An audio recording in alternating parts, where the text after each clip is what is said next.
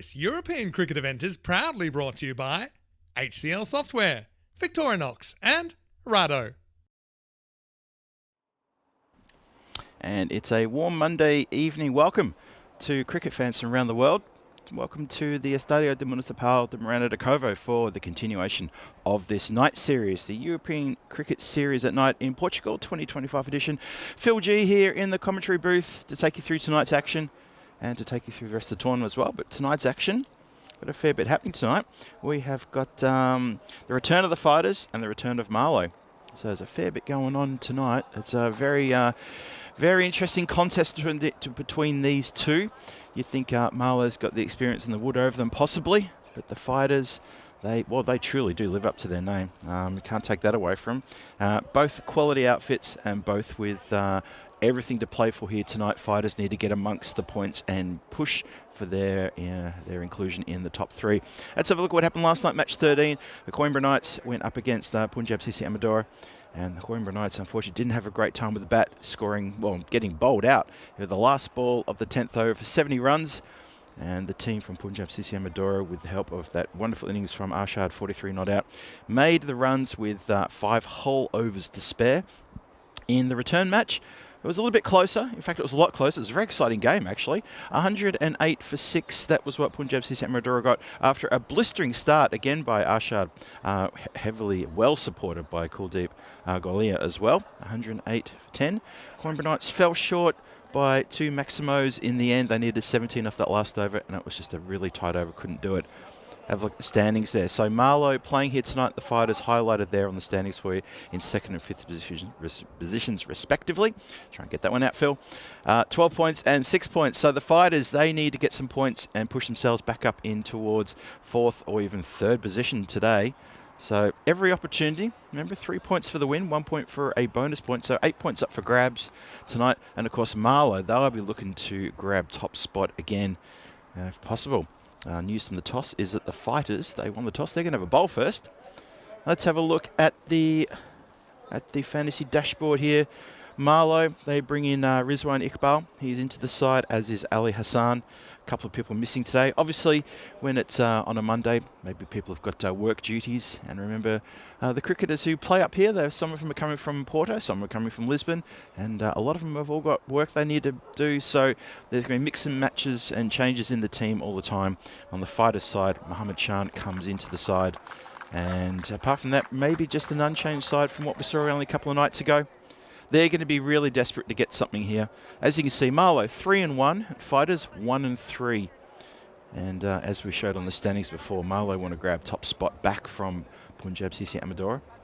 And the fighters, well, they need to fight their way up into 4th position, then maybe get into 3rd position and really challenge the rest of the teams here and put their hand up and say, we want to have a piece of the finals action next week. Can you believe it? Next week. Already talking about finals next week.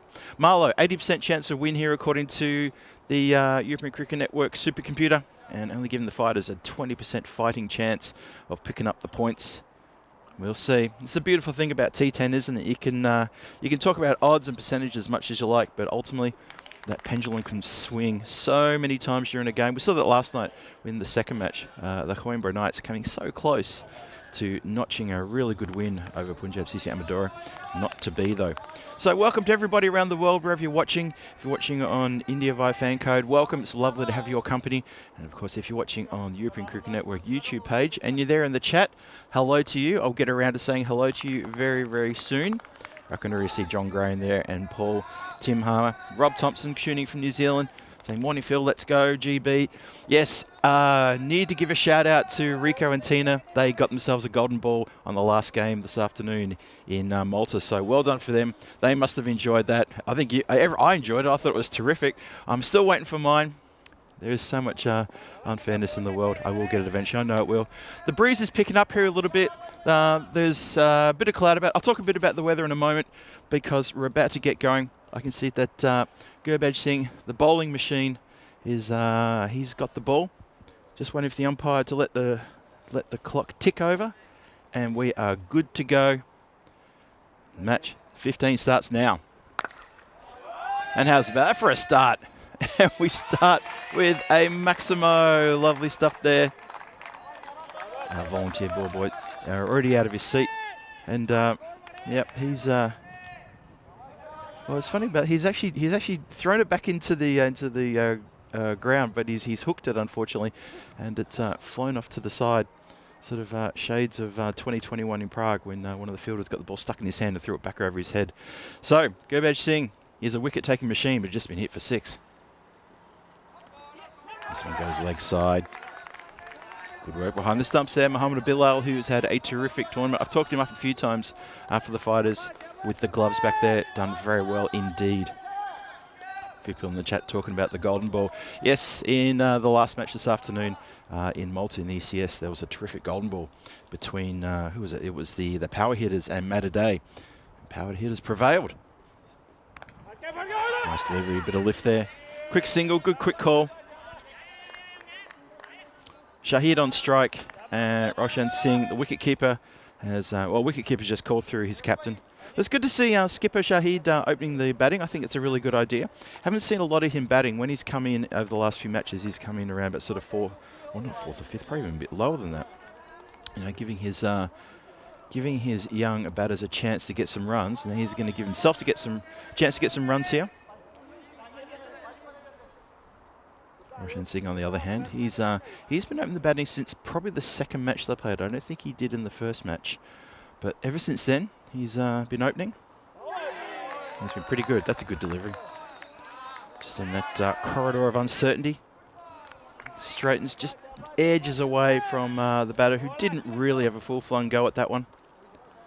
So let's have a look at the weather around here. There is, I can tell you right now, about 10 kilometres away to the left of screen. Not from that shot, but when you're looking down the pitch, left of screen. Hold that thought. Short ball, very short ball, and indicated wide by square leg umpire Crit there. Let's have a look and see. Did this go out of frame? Oh, not quite. Oh, just a little bit, but definitely wide ball over the helmet, that one. Yeah, there is a big, heavy rain cloud / storm about 10 kilometres away to the left of screen as you're looking down the pitch there, but it's not going to come near us, apparently. And that's leg side wide. Is that going to run all the way? No, it's not. Chased very hard there by Jaswant Ray. But a little bit wayward there from Gurbaj Singh. So yeah, it's quite dark over the mountains on behind the grandstand. As you all know, there's a big grandstand on the left of screen, which is the southern side of the playing field. And behind there is a mountain range, and on that mountain range, there's very, very dark clouds. But apparently the wind is taking it away from us, so that's good. Should get full played in tonight. That's a great delivery. Gurbaj Singh gets one straight past the blade of Shahid. Changes sides and changes the angle up, and that's a great delivery. So the sun is slowly setting in the west, as it usually does. And the artificial lights are starting to take more effect. By the end of this innings, they'll be in full effect. Collects this one and dispatches it down towards the clubhouse, and hits the hits the roof of the clubhouse and bounces back again. Terrific strike, this. Crunch. Well, Shahid has hit 2 maximos in this over. Gets a rather rueful look from the bowler, staring back and saying, And yep, that has hit some of the structure of the clubhouse. Umpire Migsy just checks the ball, makes sure it's all good. It is. Last ball the first, 17 from it already. Ooh, cracking delivery, that one. A little bit of extra piri-piri sauce on that. Well bowled, good, finished over, and a good response after being hit down the ground. A little shake of the head there. He's disappointed with that previous ball that got taken downtown. But 17 off the first over, great start for Marlo. Let's have a look at our European cricket events, up-and-coming events. Well, Portugal and Malta. We're here in Portugal with me, and obviously Rico and Tina, and the Blue Crew down there in Malta, with the ECS finally got started today. Thank goodness for that. I'm really happy for them. And because we lost the weekend. And what's coming up? Western Shield European Cricket League in Cartama, and then we're back here. Well, not back here, but we're back in Portugal mid-March. And then in April, we go to Spain. First time in Madrid. And I never know, a lot of people are getting very excited about that too. I am. I think it's going to be a terrific ECS there. And that's just over the next couple of weeks. Rahul comes on to bowl. That's a slow and leg side. Well, Bilal manages to get a little something on that just to knock it down. And if the team sheet doesn't deceive my eyes, Rahul's actually got the captaincy duties today. So that's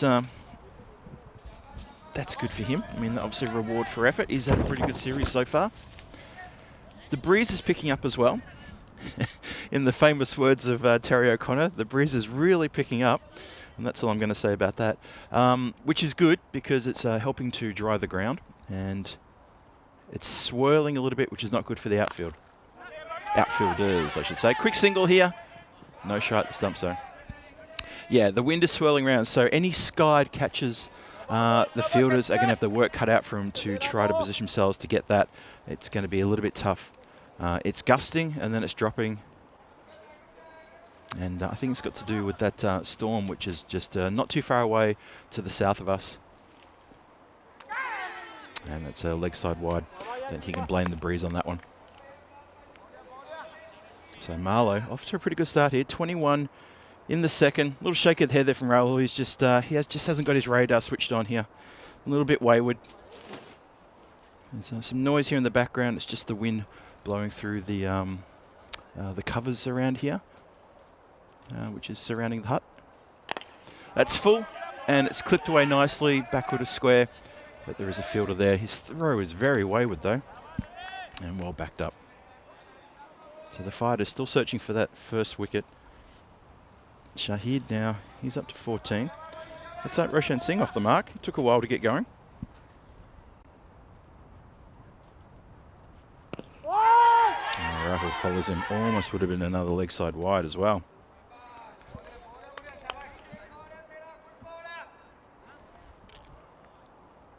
So Rahul just struggling a bit here. Maybe the captaincy's weighing a bit on him. Not sure, not this early in the game. But yeah, we are expecting to get through the two matches tonight unscathed in terms of weather. It's been threatening this part of the year. Remember, it is still February. Doesn't matter where in the northern hemisphere you are for February. It's still technically winter, so anything can happen. Although in this part of the world, in Portugal, it's usually quite pleasant. But we've had a little bit of rain. January was very wet here, incredibly wet. The ground got an absolute soaking in the lead up to this tournament.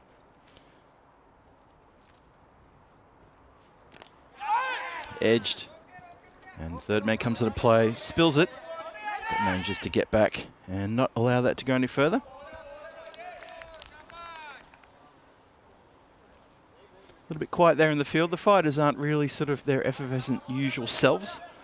The Marlo dugout is happily just watching their skipper, Shahid, and this man, Roshan Singh, just get on with the job. That's up in the air. It's swirling around a bit. Sets himself. Oh, just bounces straight out of the fingers there. Ooh, that's unfortunate. That was a red hot chance to really get amongst it here. And Roshan Singh can be quite dangerous. Shelled in the covers. That could be expensive. Roshan Singh is 2 from 3. Shahid 15 from 8. Just follows the batter there. So that's how the second over will finish. 24 for no loss. Marlo going along nicely. 12 is the run rate and the power play. One more over to come. So shout out to everyone in the chat. Hello, welcome. Welcome to everybody there. Let's have a look at the standings again. Marlo on 12 points. 7 points astray now of Punjab Sisi Amadora. And they've got the Lisbon Capitals only 3 points behind them. But Punjab Sisi Amadora played 2 more games, as have the Coimbra Knights, than the rest of the gang there in that on that table. So when everyone starts playing equal games, and when people start to get, well, when the teams get up to playing 6 games and even 8 games, they need to think about the fact that they've only got a couple left. They need to make sure every game counts. It's a short tournament. It's not as long as it was last year. Third up start, shout for LB. An ambitious bowler wasn't too interested in that one. You could see he sort of just turned around and pointed the finger, but was more interested in where the ball was going.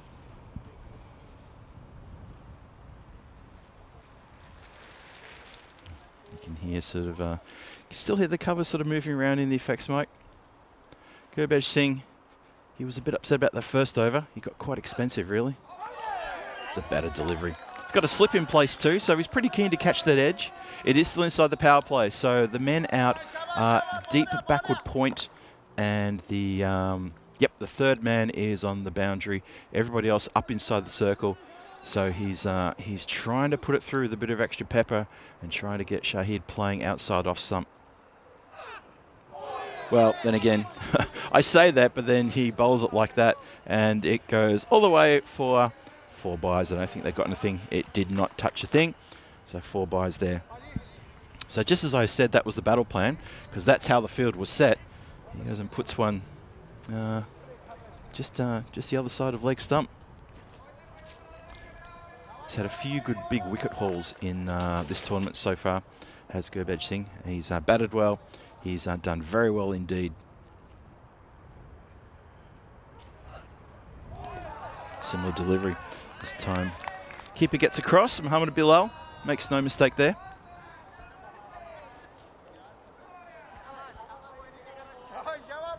Good evening to Paul Kempen, saying good evening. Hello there, how are you today? Hope everyone's doing well today, wherever you are in the world watching, and I hope you're enjoying the game. Well, shapes up for a pull shot, and it just gets a bit big on him, and Shahid can only just pull it down to the ground, has to check his shot halfway through. Just didn't quite go where it was supposed to. 30 for no loss, and 1 more to come. Shahid up to 16.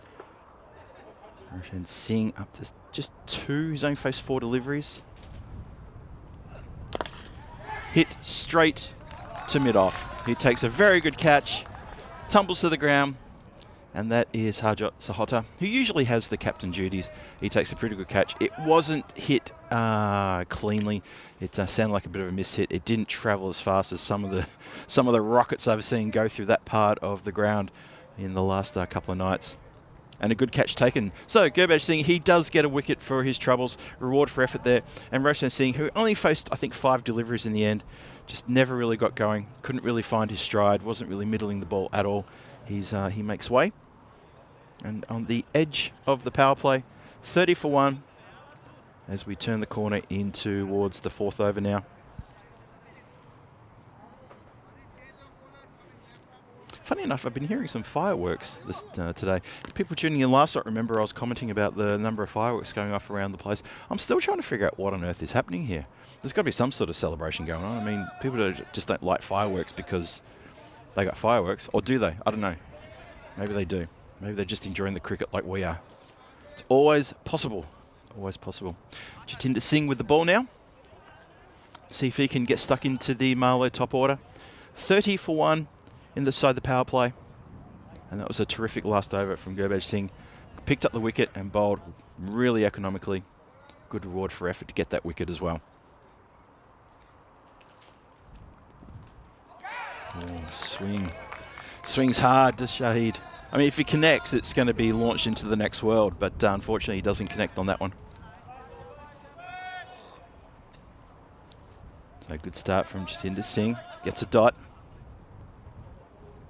So Shahid, he's almost up to parity now with balls and runs. He's 16 from 14.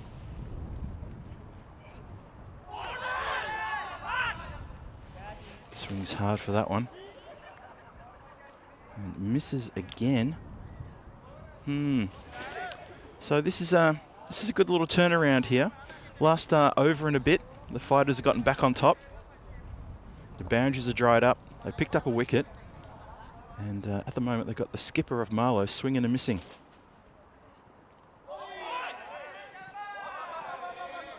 And they scamper through, call through very quickly. Armadit Singh, pretty fast to say, go, go, go. Go on, skipper. Let's tick this scoreboard over.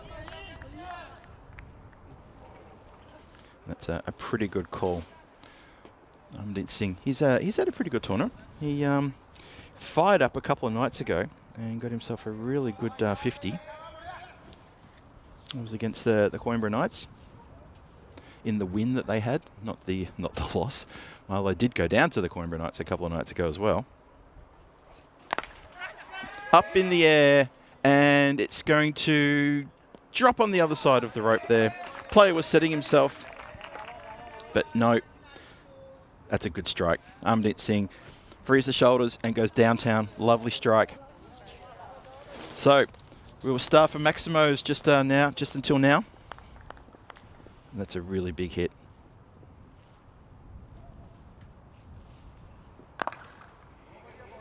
It's been clipped out towards a squarish position there, just on the leg side boundary. Sorry, Amdeep Singh, he actually got a 45 when they were chasing. No, that's the wrong Amdeep Singh. I'm going to just put a pin in that and I'll get back to you.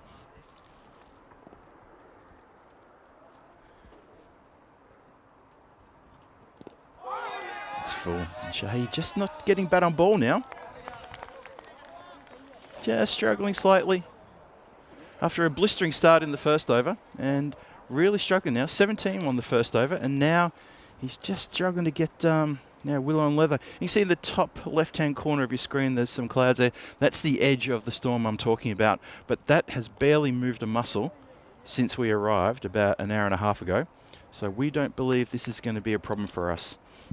Have a look there at the run rate. The run rate is 9.5. Obviously, big 17 off the first over, and then it's slowly sort of dripping down the other side. It's a good contest though. 4 overs, 38 for 1 on the board. It's a good contest. Lalit Kumar, the all-rounder, comes on.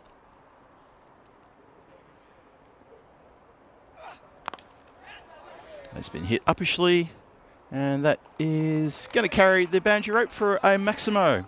So Amandeep Singh, he's seeing the ball nicely, getting on with the job, doing the right thing, and that is a lovely strike.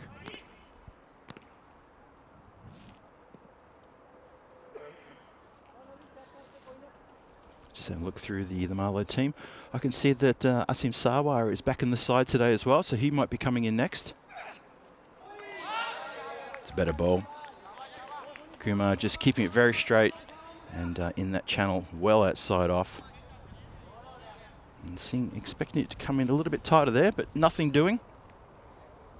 44 for 1.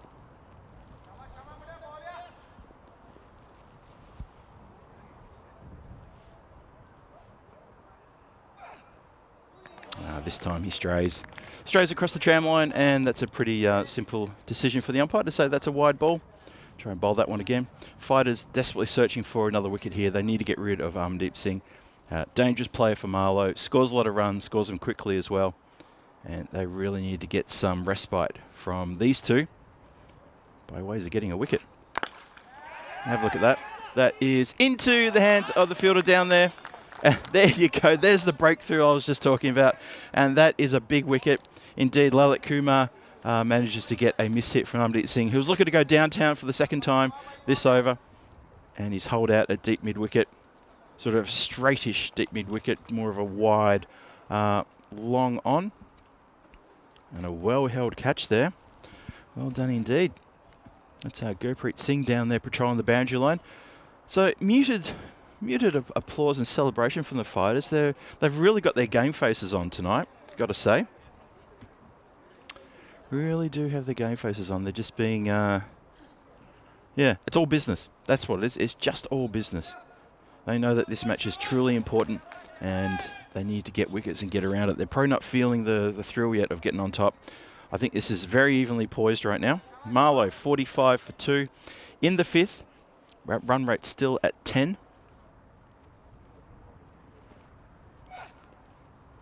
Ooh, tell you what, Mirzaib almost coughs himself up a wicket there. Straight away, almost gets an edge there through to the keeper. Just wafts the bat ever so gently.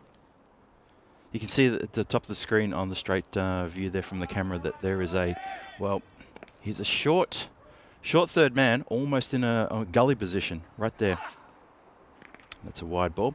And also the fine leg is, he's on about a 45, but he's up inside the circle as well. So any nicks and edges and tickles around the corner that get past the infield, there's a good chance they're going to go all the way.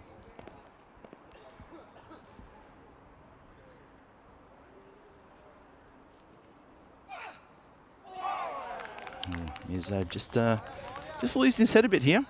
He's getting a little bit desperate to give the charge and to get the ball out of the ground. I should be thinking about turning that scoreboard over, Marlo. But this is good bowling. One more to come from Lalit. Goes inside out, hits it towards a man at backward point, and they just jog through for a single. So he's finally off the mark with that strike. Probably fair to say it wasn't full control, But the important thing is off the mark. And here we're back. So it's 9 days to go until the Western Shield. It's getting closer. The Asian 11, World, European, and the British and Irish 11 do battle in only 9 days' time in what is going to be an absolute stunning showcase of T10 cricket at Khartoum. And everyone's talking about it within ECN, and also the ECN family and fans are talking about it as well. It's a good delivery. Jatinder Singh continues there. Gets Zabe reaching, not using footwork though. It's there's a lot of bowlers in this competition, especially this tournament. They will right armers. They will bowl around the wicket like this, and they push it wide. And the batters are a little bit scared to step out. Don't have to step out to that one though. That's clearly wide, but they seem hesitant to step out in case they make the wrong decision and they expose their stumps. But it's some clever bowling, and I've noticed a lot of bowlers liking to try that as an option. You can see that's a lovely shot looking towards the west. Well taken. A little bit of fancy glove work there from Mohammed Bilal. Takes the ball very well one-handed. He has kept wicket very well in this tournament. Been quite impressed with his work. Some good catches, good stops. And he's not shy for throwing himself around to stop that ball from getting past him. Does not like the ball to get past him. Zabe into extra cover. Shot the stumps at the bowler's end. Goes through. They're going to take another one. And the fielder has overrun it. Okay, a bit of noise now finally from the dugout. They really enjoyed that. 50 was up previously, 51 for 2 in the 6th.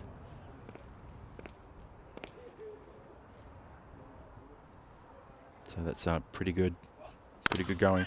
Gets it on the full and clips it nicely. It does go to the fielder who barely had to move. Only a couple of metres to right. That's Baljit Singh. I'm sure he'll come on and bowl maybe sometime, maybe the next over, maybe the over after. Let's see what happens there. He's picked up a few wickets in this tournament as well. Shahid, 16. Skipper's been there since the start. 16 from 17 deliveries. Zabe, 4 from 8. So it's tough going for the batters.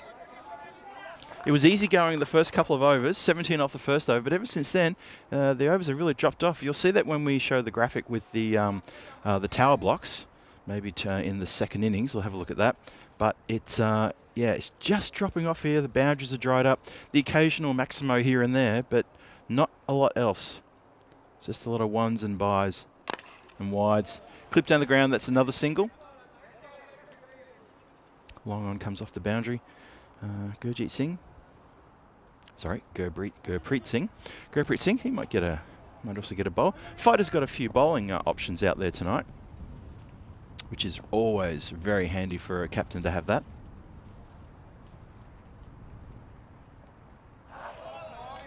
Boy, so Jatinder Singh almost finishes with a wicket. He goes wicketless for his 2 overs, 14 off them. Have a look at this. Whoa, how did that miss? Another coat of paint and the stumps would have been rattled. Cracking delivery. Goes over for the effort too. And, well, Mian Shahid, he's lucky he kept his stumps there. So the skipper, he's on 17 from 19. He's leading the charge. Amir Zabe, he's only been there for 7 deliveries. He's got 5. Amandeep Singh gone for 13. Roshan Singh went for 2. There has been a lot of extras already. Blink and you miss it. There's 17 extras already, which is something they need to have a look at, the fighters. We're 6 overs in, 54 on the board, 2 wickets down, 4 overs to come. That run rate is just dropped down to 9 now. It was hovering around 10. Now it's just worked its way back down to 9. Hit uppishly and over the infield, who'd come up inside the rope. Rahul collects it and gets it back in. Maybe just got the 2 there. Now have a look at the replay again. Well, I think the umpire wants to have a look at it as well. Well, just blocked a little bit there. Couldn't tell if that hit the rope. Looks like it has stopped just inside, so it didn't quite have the momentum. And picked up by skipper. So Zabe, he's up to 7. Punch down the ground. Gurbesh Singh is got this one all covered. Runs off the long off boundary from just in front of me here. 57 for 2. So just going by singles now, Marlo not finding the boundary very often. Only a couple of times, maybe in the last 2, maybe even 2.5 overs. So this is all credit to the fighters' bowling attack here. Well, that one has undone the good work, and that has gone for a big 6, big Maximo. Bowler puts his hand up, and by way of apology to his side, he knows that he's let the pressure off there with that one. That's a shame. That's a shame for the fighters because they really were getting on top of the bowlers. When you get Marlo just dealing with singles, that's you know you've got them in a good place. Well, where you want them, that's for sure. And that may have bounced over. Yeah, I think it's pitched and bounced over that retaining wall fence there and gone the wrong side of the car park. Yeah, that's a wide ball. Gurbesh Singh turns around and says, "What?" Yeah, probably a very fair call too. It went sort of over the line. Mian Shahid, he's up to 23 from 20 now. 64 for 2, halfway through the 7th. Swing and a miss.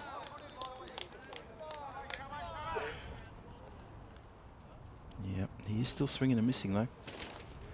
Interestingly poised this game. What are we thinking there in the chat about what's going on here? Yep, I see Paul there saying without extras this would be bad. I agree. The extras have really given Marlo a helping hand. And that's been chopped down. And just the single.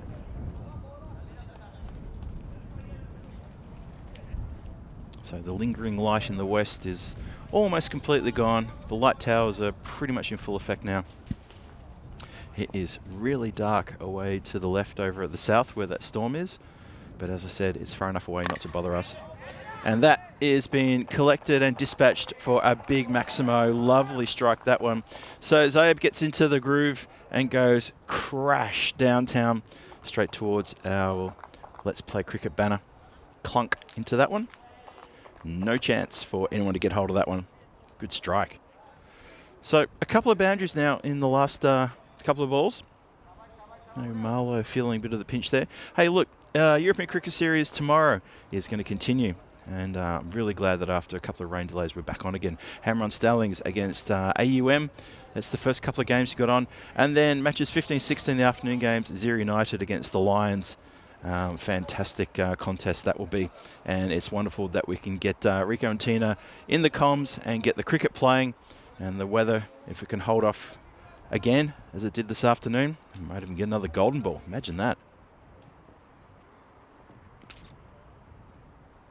Rahul back for his second. Good delivery. Well bowled. Shahid just made to look a little, I want to say silly, that's not the right thing to say. Just made to look a little sort of like, meh, just with that strike.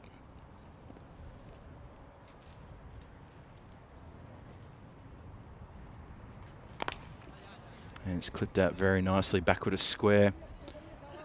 Good work in the field there, just the one. So we're in the 8th, 72 for 2. 7.2 overs gone. Rahul just flexing that left leg. Doesn't seem to be on like he has been the last couple of times he's been bowling. Just seems a little, just seems to have a few niggles. I guess it's the probably best way to say it. Good delivery and good catch. Very good work there. So picks up the wicket. And it was a strike that just went straight to the player. Didn't have to move at all. Now, Rahul was down on his haunches a little bit. I think he might be struggling just with his lower leg. He was giving that a bit of a stretch before. But that is a good good catch. Fielder has to drop down to his knees to get that one. But well taken. And that is, well, it's a handy innings from Zaeb, Amir Zaeb. He gets 14 from 10. But his innings here is done and dusted. And it is indeed going to be Sawa who's going to come out. And we've missed Sawa. He wasn't here a couple of nights ago when Marlo visited last, when they went, they had 1 win and 1 loss against the Coimbra Knights. So Asim Sawa comes out. The very, very formidable figure left-hander now taking his strike. Need to give a shout out to Mohammad Shan for taking that good catch into the side, Mohammad Shan. And brought into it with a lovely catch there in the covers. So well done. Held the catch He's going to feel pretty good about that. So Rahul, he's got 3 deliveries to go on in this second over, and Sarwar's just got to the crease. Off the mark straight away, just with a prod into that point position. 73 for 3, 2 to come in the 8th. Still on target for around about 100. They should just be able to break 100.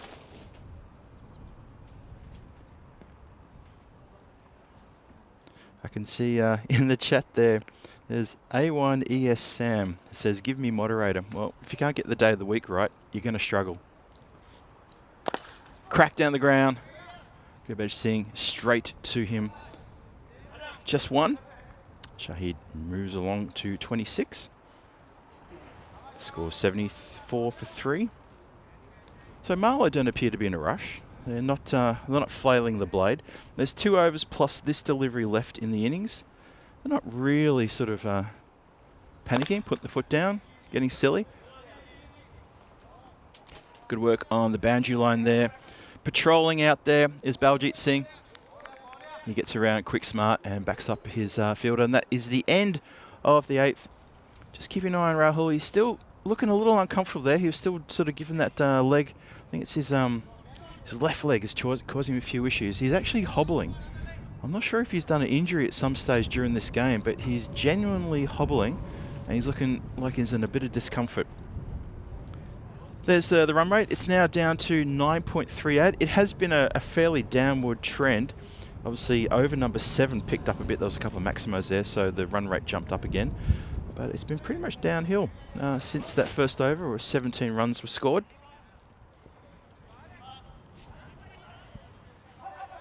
So 2 overs to go. Sarwar on strike. Someone who's very capable of accelerating immediately. He's just one of those batters who is in this tournament who can just get going straight away. And I think you all would have seen him really get on the job very quickly. So we'll see what he can do here. It's up to the fighters to either grab his wicket or stifle him, get some dot balls past the blade. So right now, what are they, 75 for 3? Well, 100. Fighters chasing 100 against the Marlo bowling attack. Yeah, we'll see about that. They'd want to get them definitely in the, well, definitely the 80s, maybe even the 90s. Let's have a look. Well, puts that in the wrong spot. That's 2 straight and just in that hitting arc. And Sarwar obliges along the ground with a really good pull shot for 4. Just into position nice and early. That's not a good ball. Not a good start to the 9th. Need to bowl better than that, smarter than that to someone like Azim Sarwar. Like I said, he from the very first ball he faces, he just gets going. He doesn't need to play himself in. And there's chat in the field, there's people moving around. And Sarwar pulls away, quite rightly so. Yeah, fighters need to do something here. Better. Bit of extra pace on there. This is Baljit Singh. I thought he might get a bowl. Good to see. Picked up a bundle of wickets the other night. Did very well, actually.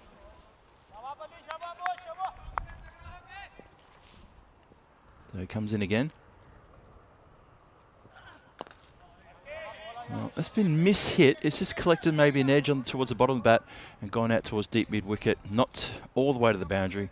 We're about 2/3 of the way. And that's as far as it goes. So just the one there. Yeah, Baljit Singh against Punjab Sisiamadura picked up 4 for 21, so he's a wicket taker. Don't worry about that. Ian Smullen enjoying a little bit of my sarcasm. Thanks, Ian. And obviously I get it from you guys. Hope you know that. Straight up in the air. That is going to profile safe. It does indeed. Almost have a shot there. They're going to go for 2. Throw comes in. The throw takes several bounces to get to the keeper. And always getting home. Always getting home with Shahid. Yeah. Well, Billo was in the right place to take the throw, but unfortunately the throw just, yeah, 2 or 3 bounces, and every bounce, obviously, it slows down even more. So Baljit Singh, he's got a bit to do here. 2 deliveries left. He's only gone for 7, so not a bad over. If he can push a couple of dots through here, even pick up a wicket, that would be huge. Oh, well, there we go. Oh, ask and thy shall receive. That's a great delivery. Bit of extra bounce there. It had Shahid beaten neck and crop. Watch this one again. Definitely got the surprise bounce there off the top of the bat. And nicely pocketed by keeper Muhammad Bilal, who gets a catch. Well done. So the Fighters do get a wicket. Baljit Singh does get a wicket, and it's a big, important wicket for skipper. For the skipper, Shahid, who departs. He's been, this is the very start, done very well for the team though, has anchored that innings. Accelerated at times and then sort of went into a shell a bit, and then he came back out again. So he's had a good innings. Have a look again. Just cramped for room, a little bit extra bounce. And just couldn't get the middle of the bat onto that one. And the Fighters very happy about that. 82 for 4, one more to come in the ninth. Almost a carbon copy. That's a great delivery. Almost the same again. Smiles from the bowler and the keeper. I think maybe the batter as well had a bit of a grin too. That's Gurjeet Singh. I think even he sort of said, whoa, what was that? Let's have a look at the bowlers here. So Gurjeet Singh at the top there, 1 for 18. Rahul, 1 for 11. I think he may have a little bit of an injury there. Baljit Singh at the bottom there, 1 for 7. Well done. Gurjeet Singh, he went for 17. Pretty expensive in that over. And Lalit Kumar, 1 for 9. So there's a few options there for Rahul to turn to in this last over. He's going to go to Mohammad Shan, who hasn't yet had a bowl. He's new into the team. Well, not new into the team. He's been in the team probably for a little while, but he's new to the tournament. This is his first game. He's going to get a chance to bowl to Asim Sawa. This could be good. This could be interesting. And we start the 10th. And that's clipped nicely. There is a fielder out there on the boundary line, so a couple of bounces straight to the fielder. Didn't put a bit more oomph into that one. If had, it might have been caught on the boundary too. So fair enough.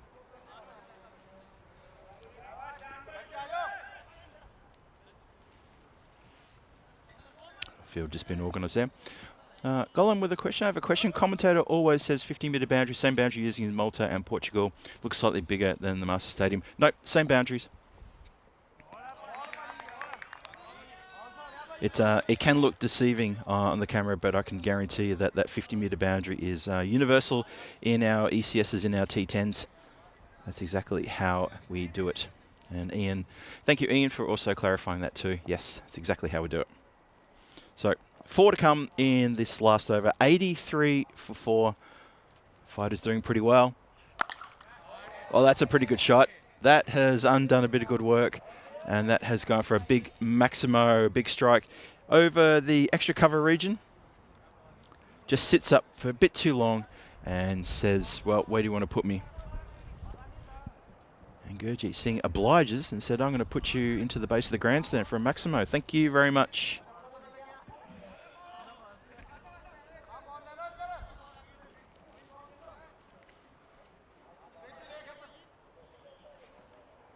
And we're just pausing here while the ball comes back. 89 for 4, 3 balls left here. I tell you, it'd be a psychological win if the Fighters can hold the scoring to less than 100. Be a massive psychological boost to them if they can do that. Just to not see 3 digits on. I think that the pill's been lost. I think it's gone under the grandstand into an area where we can't get to. So new ones come out. Shan continues. 3 to go. It's a good ball. Shout for LB.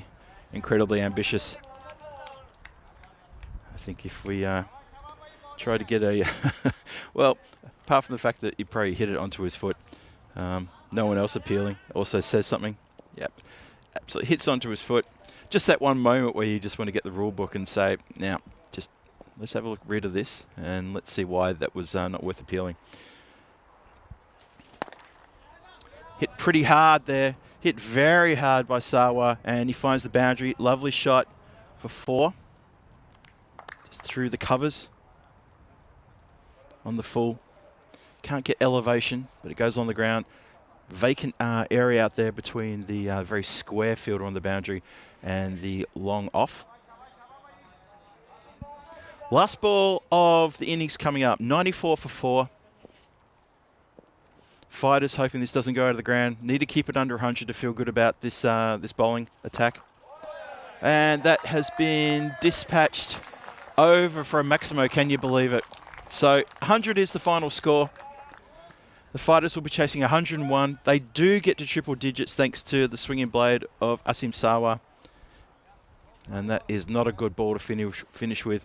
Mohammad Shan coughs up a few runs in that last over, probably more than the Fighters would have been happy with. And as that shot for that Maximo was hit, and I called that they got the triple digits. Gurbaj Singh, field in front of me, he looked over at me and had a look on his face that just said, oh. You could just feel the pain and the sort of, yep, you're right, psychologically we've got to chase 100. So let's have a look at the highlights. There in the dying light there, you can see the lovely big Maximo off the first strike of the innings. Shahid getting busy straight away with a couple of big hits. That one onto the roof of the clubhouse and it bounces back. Beaten by a couple there. That was he was beaten by a few actually similar deliveries. Gurbaj Singh, he got hit for two sixes, but he got revenge eventually. Obviously not on Mian Shahid, but he got revenge by picking up a wicket. This shot here from Amandeep Singh, that was up and away into the blurry night sky. And then another shot there, he goes onto the leg side, and I believe the next ball is probably going to be out. And caught, well caught by Gurjeet Singh down the boundary there. So the Marlo batters, they did pretty well, but it was in fits and starts. There wasn't a lot of fluidity. It wasn't a lot of constant boundaries. In the middle overs, I've got to give all credit to the Fighters bowlers. I thought they bowled exceptionally well in the middle overs. Just picked up wickets. Mohammad Shan there picks up his first catch in ECN. Well done to you. Sawa came in, and I said it when he walked in. I said, this is a man who's going to get going straight away, and sure enough, he did exactly that. This was a good delivery, really good delivery. That was Baljit Singh, who picked up the opposing skipper with a terrific caught behind. But yeah, just this last over got a little bit away from Mohammad Shan. Too full or too short, just couldn't quite find the right thing. It was almost like it was the Goldilocks of overs. Everything was a little bit either too hot or too cold. He couldn't find the one that was just right. And nice to see the Fighters just go over and give the players a little pat on the backside and say, nicely done, well done. Always played in good terms, these matches, and that's something that I do really enjoy. So, look at the batting card there for Marlo. Mian Shade at the top there, 28. He ended up scoring from 27. Amandeep Singh supporting with a 13. Amir Zaib with 14. Unfortunately for Roshan Singh, he did get amongst it, only 2. And at the end there, Asim Sawa got going right from the start as soon as he walked out, which is something we predicted. Extras 18, and at the halfway point, extras were 17. So the Fighters bowlers, that is what I'm talking about, how credit should go to the Fighters bowlers, because they got better, and they got better very quickly in the second half. And all credit to them for doing that. Well done. Mohammad Shan came on board the last over, went for 18. That could be very telling in the final wash-up. It really could, because that was a very expensive over, and the most expensive over of the night thus far. Gurbaj Singh went for 17 off his first, then he came back with 1 for 1 from his second, so he bowled very well indeed. But some of those other bowlers, Baljit Singh as well, 1 for 7 from his 1 over, bowled exceptionally well. So there's the mid-match summary, 100 exactly on the board in 10, 4 wickets lost. Mian Shahid leading the way with that lovely 28, which fits and starts, but when it was in fits, it was being well, he was on an absolute carnage tour. Really, really good. Some big sixes there. Rahul bowled well. I'm a bit worried he may have been an injury there. Did try to find him and find out what's going on there. Baljit Singh 1 for 7 and Gurbaj Singh 1 for 18 wicket takers. And that's the scene. Fighters may have slumped their shoulders a bit there, realising they have to chase 100 and something. It would have been nice to be able to say you're chasing 90 something, but no, they're chasing 101 for the win. We're going to be back here in about 6 or 7 minutes time with the run chase. Don't go too far away, and that is something I'm going to look forward to, because the Fighters have every opportunity here to knock off Marlo. You never know. This is the European Cricket Series at night here in Portugal, and you are watching the European Cricket Network with me, Phil G, on duty here at the Estadio de Municipal de Miranda de Covo, in the lovely arena here under lights, taking full effect now. Join me, 5 minutes time. Let's call it 5 minutes. And I'll see you back here for the run chase to see if the fighters can get 101 for the victory and get the points over Marlo. I'll see you soon.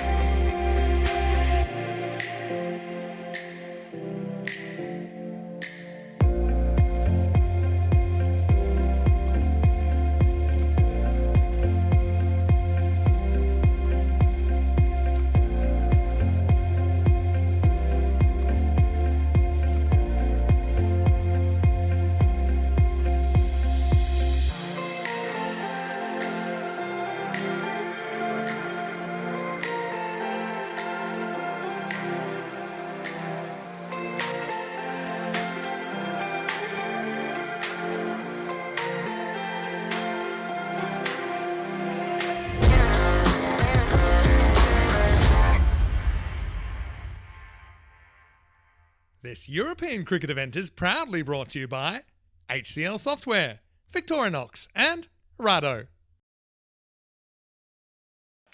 Welcome back to the Estadio de Municipal de Miranda de Covo. Phil G here for the European Cricket Network, guiding you through the run chase in this match 15 in the European Cricket Series at night here in Portugal.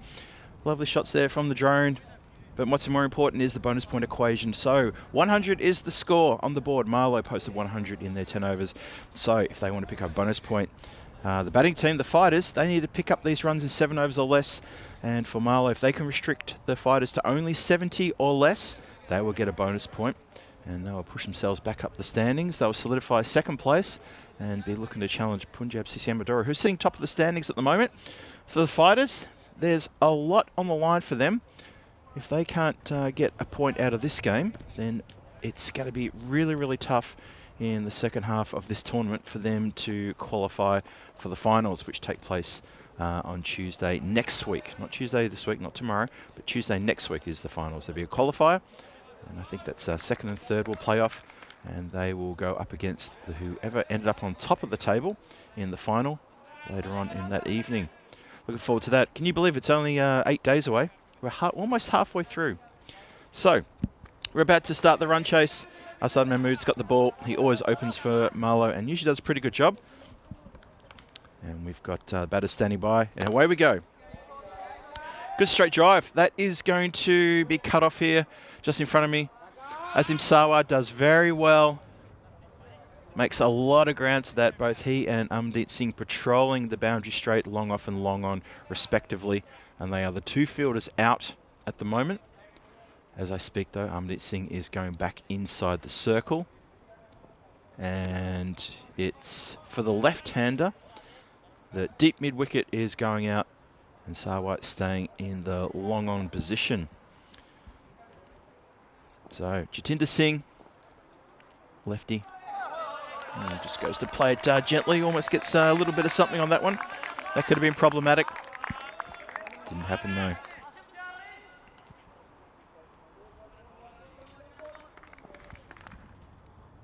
So Gursawak Singh at the non-striker's end. Oh, trouble. Oh, I tell you what, he's keen to get off the mark, but it was never on. Oh boy. Just a few nerves out there. Just need to settle down a bit, the fighters. They've got, they've got 10 overs less, these 3 deliveries that have been bowled. Asad Mahmood doing the job for Marlo. Oh, the old back away swipe shot. Not good. Jatinder Singh needs to get bat and ball, needs to keep that scoreboard ticking for the fighters. Keep the ones coming, keep the twos coming, and the boundaries will come as well. But if you're not hitting it, you're not scoring. And so far, what a tight over this is to start with. In contrast to the 17 off the first over when Marlo was batting, this one has gone for 1 plus whatever happens here. It goes skyward, shouts to catch it, and just over the hands of the fielder there. Mohammed Samir, who didn't seem all that interested in really going for the catch, to be honest, just pulled himself out of it. And Amandeep Singh's body language suggests that he probably should have gone for that. Sort of looked to the sky, and I bet there was a couple of words of, I would have gone for that. And there we go. The European cricket really rubbing it into me there. There's no matches since a golden ball. I think, Tina and Rico, they know how much I was really looking forward to commentating a golden ball. We've now reset the clock. And we're back to 0. But hey, doesn't mean we can't have a golden ball here. The guys in the chat are talking about it. The fighters are out there trying to get up to that score of 100. So the scene is set, and we just need that to happen. And if the cricket gods are smiling, we shall be the beneficiaries of a golden ball. And this is already shaping to be a good game anyway. So Sarwar now to bowl. It's a nice looping action he's got there. Left armour to the left armour. And the left-hander can't get anything on that one. The score is 2 for no loss. Oh, that kept low. That kept real low. If that had been on the stumps, that would have grubbed and hit the wickets, I reckon.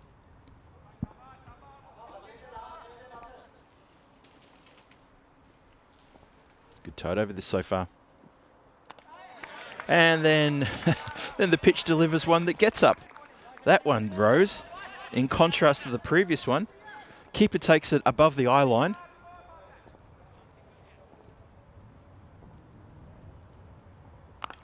Dances down, goes inside out, it goes on the edge, and that is a beautiful catch in the outfield. Well, it's a great catch, and the fielder just goes and hugs his friend.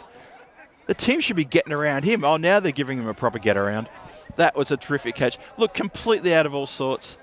Completely had no chance of catching that one. And in the end, just stuck out the mitt. Oh, someone clipped that. That is a terrific outfield catch. We're going to see that one more time. How did he pluck that out of there? Was already, I think the ball was falling behind him, and he's just realised that he needs to stick the mitt out, and it may stick. And it did. Shocked himself, shocked his players. And I think, well, for the fighters' batter, Jatinder Singh, he couldn't believe it.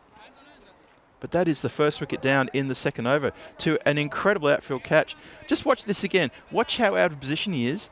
And then just that right arm just reaches back. Mixie, the square leg umpire, even he's saying, how did that happen? What a fantastic catch that is. And good work from our production crew to catch that one. Well, you take them like that, it's got to be your day. So, Mohamed Bilal, the wicket-keeper for the Fighters. Here's the new batter to the crease, facing Sawa, who's got 1 for none. And on the verge here of getting a maiden, a wicket maiden. No, that's been collected and hit out of the ground for a Maximo. So Sawa is obviously elated with that wicket he's taken earlier on this over. He is put over the fence, just sat up too high and too straight. And Mohamed Bilal, he had all the time in the world to dispatch that, and he does. So the Fighters get a boundary. 2 overs, however, are done. 8 on the board. 1 wicket has fallen to a miraculous outfield catch. Same Ali is the one who caught it. I couldn't quite see who it was out there who caught it, but he'll be watching that replay a few times during the break, I guarantee you. Have a look at the table there. That's why this game's so important to the Fighters Cricket Club. They need to get wins. They need to push up towards 3rd place to have any chance of being a part of the finals. Marlo, on the other hand, they're sitting 2nd. And so far, I have to say, they've started this game pretty well and looking pretty solid as a unit. Asad Mahmood clips that one. He's clipped, I should say. He doesn't clip it himself because he's bowling. And that is a lovely strike. Goswak Singh. Nice strike indeed. And it gets through our ECM personnel on the side of the rope there. That's 4 runs. Well-needed boundary there.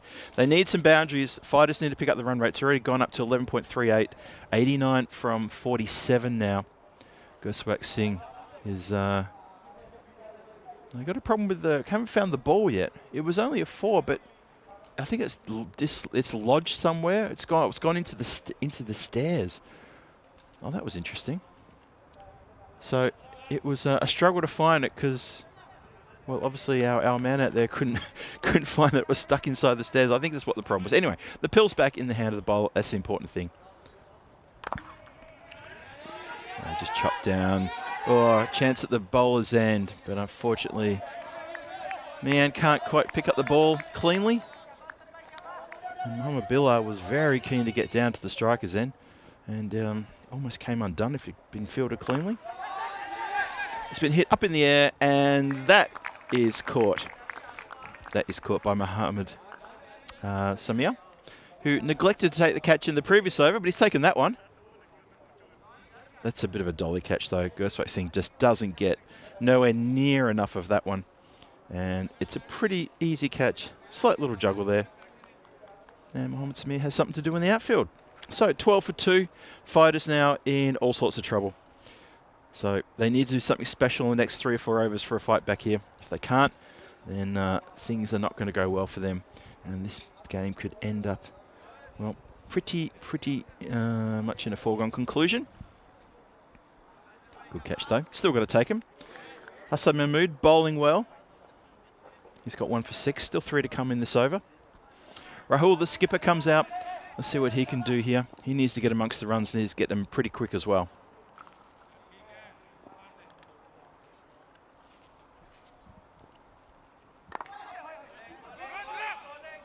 once again, just plays it to go straight to a player. Just tries to tuck it to sort of like a wide third man, but third man was onto that. Quick, smart, no chance of a run. Then he decides to go for the big swing. Almost comes undone with the stump in there.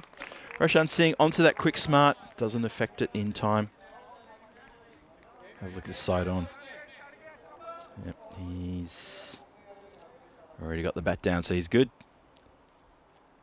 So one more to come. Yeah, excellent bowling spell from Asad Mahmood. He's 1 for 6 from almost 2 overs. 1.5. Last ball of his spell to come. A little bit keen. Need to let the umpire get back to position, then you can have a bowl. So he comes in. Last ball of his spell. Oh, what a terrific ball that was. Poor Rahul just had no idea where that was going. A little bit of extra bounce as well, I think, on that one. Oh, yeah. Yep. Over the top of the stumps. A little bit too hot for the keeper as well.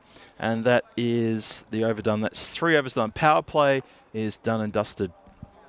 And, well, there you go. 12 off the power play. You have a look at the towel block situation there. So 2 overs of 17 for Marlo and 1 of 18 at the end there. Like I said at the time, that over of 18 might be rather telling in the final wash-up of how this game ends up. Or else it might be academic. We will see. We will see indeed. So fighters struggling. 12 for 2 in the power play. Need to find something these middle overs. Need to really get going here. Sarwar back to bowl his second. It's a good captaincy to bring Sarwar in early to bowl in tandem with Mahmood. Between the two of them, I think they've been really economic so far in this competition. Ooh, you can hear the noise coming through effects mic here. Hoi, hoi, hoi, hoi, hoi. Yeah, almost. Almost could have rattled stumps. Almost could have got a nick. Almost could have done something.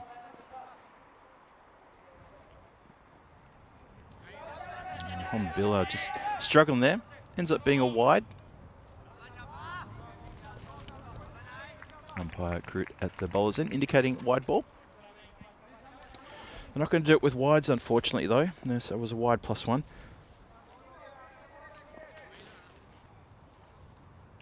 So it's changing sides. So the left arm is going to... No, he's not. Sorry. I saw the batter was on the other side. I thought maybe he's changed sides. No, he's still coming... Oh, that's just hit the edge. And just gotten away from Mahmood. And they'll take a wide +1. Take him any way you can get him, pretty much. But they're going to have to be doing a lot of that. Fighters have got so much work in front of them. They really need to do something here. And there we go. Exactly what the doctor ordered. And that is over the top of the production building. The officials' little building, well, not little building, it's quite a big building, it's 2 stories. Goes way over the top. So middled, dispatched. So Mohammed Bilal finds the middle of his bat and puts one out of the ground. And they're going to be, fighters are desperate to see more of those. Score races up to 22 for 2. Richie Beno. 3.5 overs gone. Halfway through the 4th. Still 79 from 39. Run rate is 12 and a bit. Tries to go again and is very successful into the car park, into the trees there. So back-to-back Maximos, a little bit of momentum creeping now into the game for the fighters, which is exactly what they needed. Mohammed Bilal, wicketkeeper, taking upon himself, and that's a really good strike. Gets a good fist bump from his skipper, Rahul, who's yet to get off the mark. He's still on 0 from 3 deliveries. Bilal now 18 from 8. The score getting a little bit of momentum. And Sarwar coming in for a bit of stick. Another one there to be hit. Bilal's looking incredulously back down the wicket, wondering how he missed that one. I think we're all wondering how he missed that one. Not sure why he was staring back at the umpire so quickly for. It was nowhere near a wide. Unlike that one. Oh, this time Mahmood stops at getting past him, so it's just the wide. The score goes to 29 for 2. One more to come in the 4th. 72 from 37 needed. It's starting to get, though, a little bit tricky. That's straight up in the air. It's a chance of a catch. Player runs in, and shells it, unfortunately, and that is Mohammed Samir.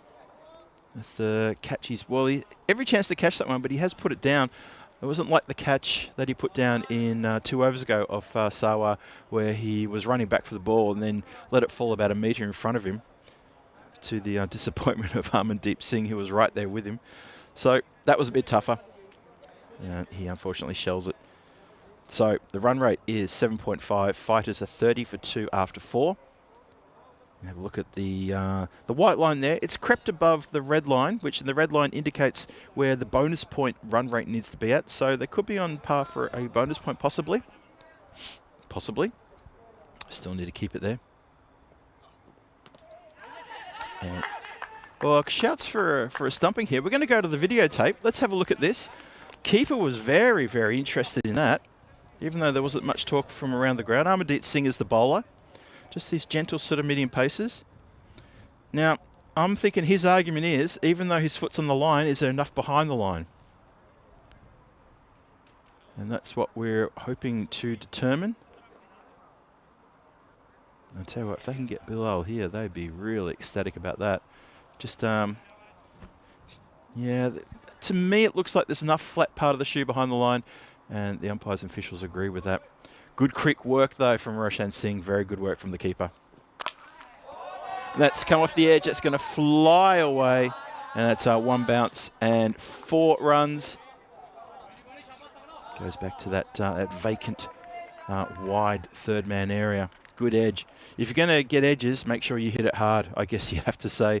But not that you're trying to look for edges, but just need to swing hard.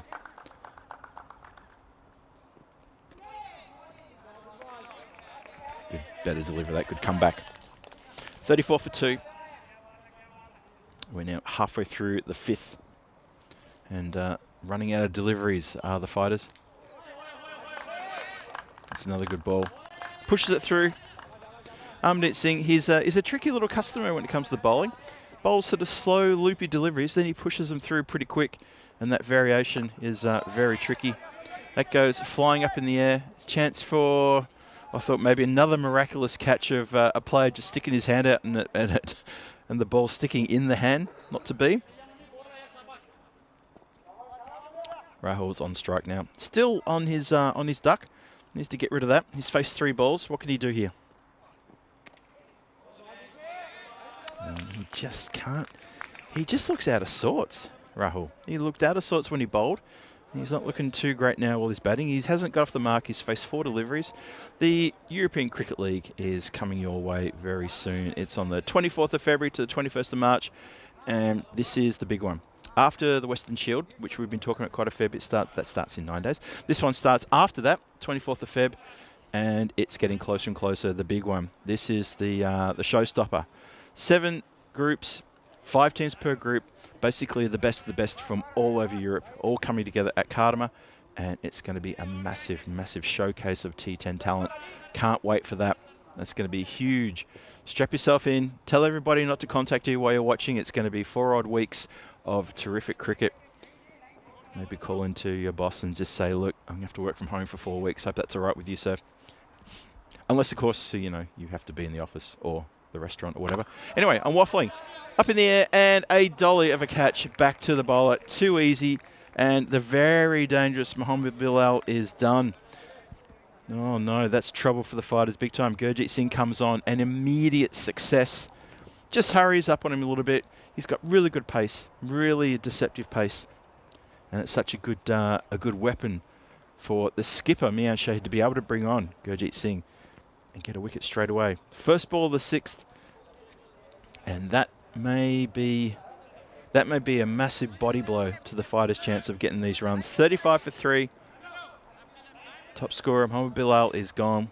Just skies that off an edge, straight back to the bowler who takes the easiest catches. Yep, trouble now. Not sure who's left in the fighters to really fire up here, because I mean Rahul is still on 0 from facing I think 4 deliveries. New bat to the crease is Harjot Sahota. Well, if anyone's going to get runs, it's this man here. He picked up a very valuable 40-odd the other night off very quick time as well. So if someone's going to do some damage, it's this man.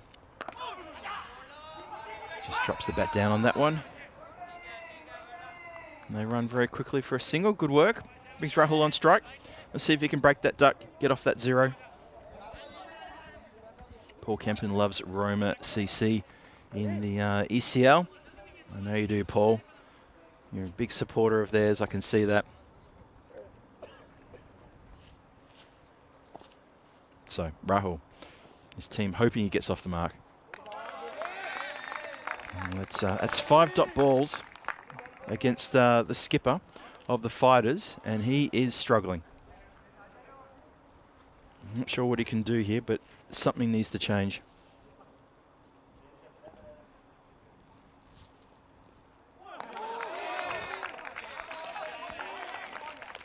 Thomas Martinez saying, can I hand that sort of statement to my boss? Thomas, fair point.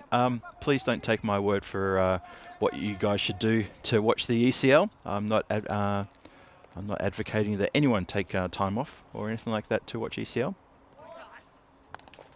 No ball called. No ball called. The gesture from the umpire was to, I think, to the crease. And he's, I think he's been done for just showing where he's gone wrong there.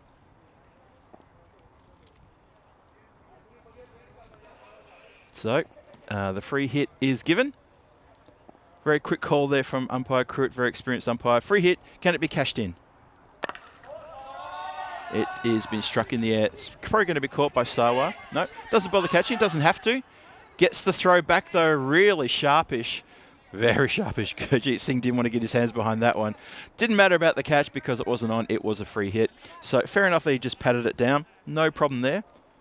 But rifled a throw in, absolutely like an Exocet missile. Just came in so quickly. And Rahul was off the mark. That's good news for the Fighters. Edged. And it runs away to third man. Goes directly to third man. So just one there. That is the end of the 6. 40 for 3 after 6. And you sort of get the feeling now that the Fighters are running out of steam. They need 61 from 24 at a run rate of 15 and a quarter. Do get the feeling that they're just running out of juice. The tank is dry. They may be running on fumes. I'm not too sure. But, well, after these two, Rahul and Harjot Sahota, you've got Lalit Kumar, who can swing the bat, and Gurbaj Singh can swing the bat. So maybe they need to swing. Go down swinging. If you get a few, good for you. There's always net run rate to think about. But they can't be sort of meek and mild about it. Fighters need to throw a few punches back at Marlo here. Amrit Singh's going to bowl his second. He went for 5 off his first.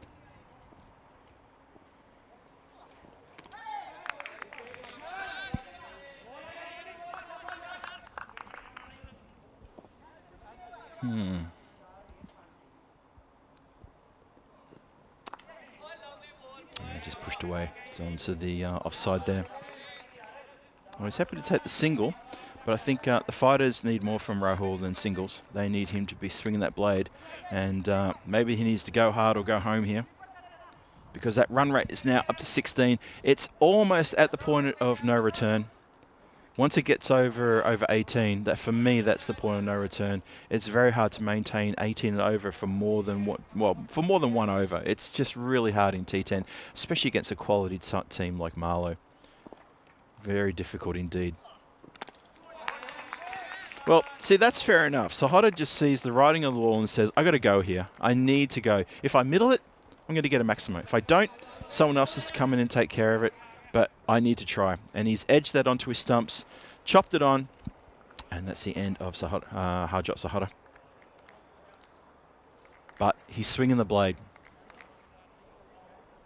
So the Fighters descend a little bit further down that hole, and trouble aplenty. Well, it was trouble a couple of overs ago, but it's properly trouble now. And Amrit Singh picks up a wicket for his effort too. Have a look again.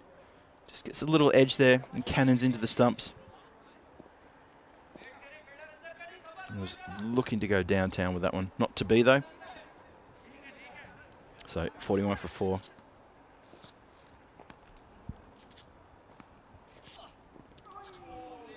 Just looking to play that gently into the covers. Gurbaj Singh, a good move to send him in. He's had a couple of good innings. Not the last couple of matches he's played, but the first games that the Fighters played, he was prominent in the high scorers for his team. So he needs the motor here. Good work from Roshan Singh to keep the few runners. Amrit Singh with a big smile on his face. He's enjoying his cricket. He loves the bat and he loves the bowl. He's an occasional bowler. I was looking through his stats before. He only picked up a few wickets over the last couple of years, but he seems to get a bowl almost every game. Maybe that's because of his economy. So, Rahul on 4. Gurbaj Singh yet to bother the scorers. 41 for 4, 60 from 19. The run rate now is over 18. It's pushing 19. And I think any hope of getting back-to-back golden balls in the European Cricket Series is pretty much gone now. We're all hoping for it. I'm pretty sure that Rico and Tina are probably watching from the hotel in Malta thinking, come on Phil G, get that golden ball, get back-to-backs. But it's not going to be on this occasion.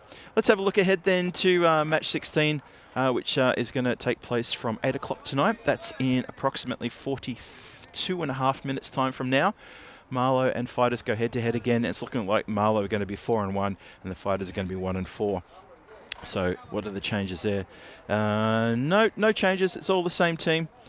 Same team as you see here today in this same team as you see this in match 15 here in front of you. No changes, no extras coming in. But Fighters again desperate to get a win on the board. They need something here.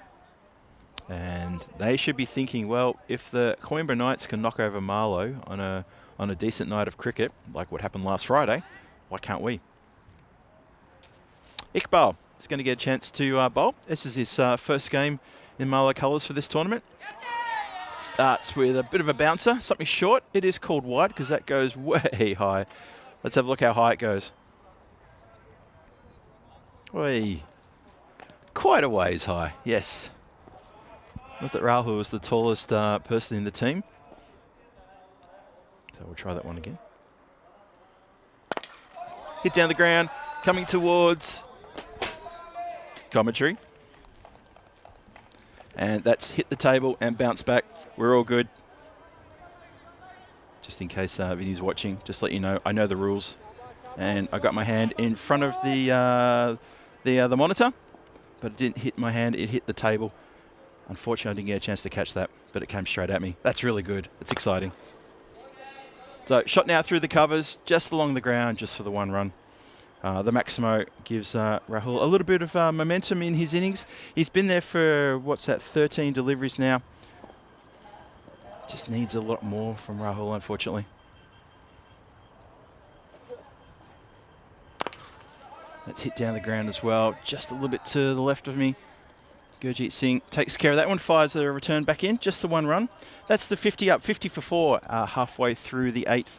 And it's 51 needed from 15 deliveries. The run rate is at 20 per over. It's going to be really, really tough. You'd probably have to say that it's too tough.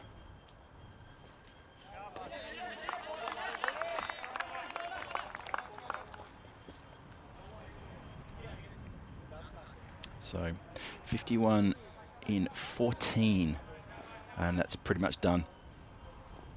Have to say that's pretty done. And a dot ball, not too wide, but short. Wasn't too much pace on it and missed. So the Fighters are unfortunately yielding here to the Marlo bowlers. It's getting to that point now where I think it's almost ready to look for the car keys and say that it's time to start the car in this particular match. And we finish with a dot ball. So Iqbal, he gets hit for a Maximo. He started with a wide, and the rest of his over was actually pretty good. So 8 overs gone, 50 on the board for the loss of 4 wickets. Fighters need 51 from 12 for the win, and I think the win is pretty much now out of contention. I'm not sure they've got that kind of firepower. You have a look at that white line there, just couldn't get up to that 10 that it was needed. The run rate is at 6.25. It's vastly inferior to the run rate that we saw from Marlo. And the Fighters, well, around about over 4, it sort of started pushing up there. I think it got to about sort of like 7.5 runs and over, but it never recovered. And it's just good bowling from Marlo. Very good bowling from Marlo, I have to say. Really thought about it. For the most part, fielded well. Incredible outfield catch there that was taken. That was Saeem Ali, who took a great catch. Need to watch that one again. I'll clip that one and make sure we get that in the highlight reel. That was a terrific catch. Watch out for that. So we start the last. Sorry, not the last. The second last. Start the ninth. Gurjeet Singh is going to bowl the ninth, and he starts us off with the dot. And it's Gurbaj Singh who's facing. He's only faced 5 deliveries. He's got 1 against his name. Hasn't really had an opportunity with the bat. Just been punched down the ground for 1. So Marlo, we're going to chalk up a pretty big win here in the end, I would have to say. I reckon probably end up being a 30-plus run victory here over the Fighters. I know there's still 10 balls to go, but it's kind of ticking in that direction. And it's going to be a lot of hard work. And given. I was just waiting for the umpire to put the hand up before I continue that thought process. Definitely got a little feather edge on that. Good take by the keeper. Keeper and bowler knew it. I think the batter just needed to be reminded that there was an appeal and you did nick it. You're gone. So another wicket falls. And things are sliding away now for the Fighters in these dying overs. 51 for 5, halfway through the ninth. And that is the end of Rahul. Skipper there was there for a while, but just couldn't get that motor running, unfortunately. Needed to pedal that bike a little bit harder. Doesn't do it. Nice take behind the stumps too.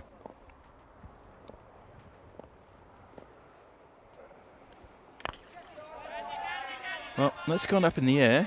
It's going to land safely though. 2 fielders converging. And that's Ray, is it? Yes, it is. Just want Ray. Skies one. Almost could have come undone there. So 52 for 5. Still 2 to come. Bang! You miss, I hit.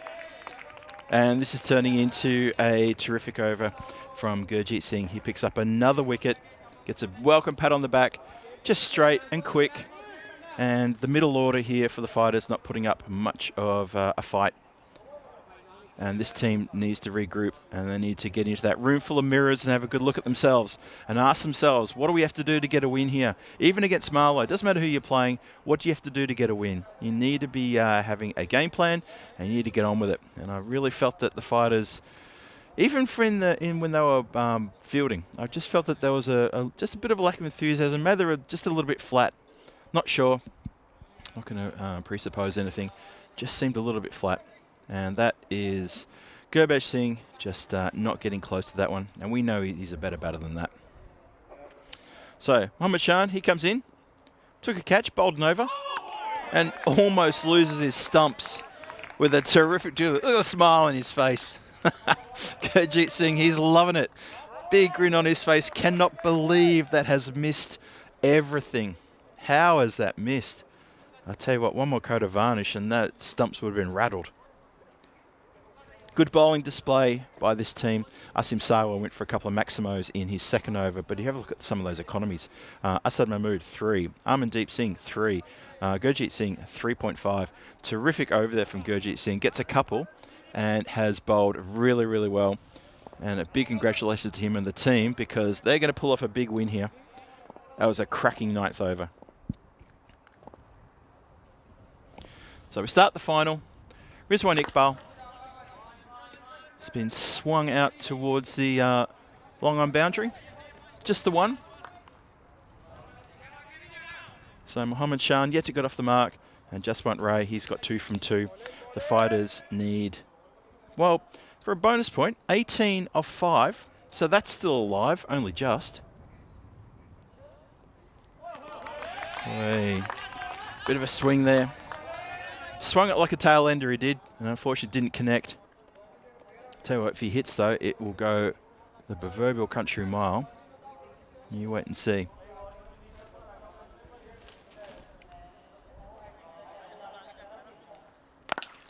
And that is exactly what I'm talking about. I've got the commentator's kiss on me tonight. That was a really good call, Phil. I'm actually giving myself a pat on the back as I say that. Cracking shot. Look at this. crunch. Where was that 5 overs ago? Because that's what we need to see. Umpire Crute having a look at the pill and says, yeah, we're good. He looked at it for a little while there. Maybe he's thinking, you know what, there's 3 deliveries left in the game. The game's pretty much gone. But the bonus point's still up for grabs. So as long as that ball's okay, we're gold. Sean goes downtown with a big Maximo. What can he do here? And he's missed that one. Outstretched arms. I don't know who he's trying to blame for that one. You can't be possibly arguing that's a wide. You're a tall fella. It went past you probably at chest height. So you just missed it. That's all that is. 2 more to come. 12 off 2 for a bonus point for the Fighters. Not to be. That goes along the ground. Straight to the fielder at deep mid-wicket. It's Mohamed Samir, who's taken 1 catch tonight. He's also dropped 2. 60 for 6. 1 ball to come. Jaswant Ray's going to face the final ball of this innings and of this match. Match 15 is done and dusted after this. And that's out of the park. So again, where was this 5 overs ago? That is a terrific blow. That's gone over, well over the production building where we house not just the production but also the officials. And that has carried into the night sky for a big Maximo. That's probably gone the best part of 80, 85 metres. So, again, where was that? That's what we needed to see 5 overs ago. And just too little, too late in the final over. So, Rizwan Iqbal, he goes for a few in the final.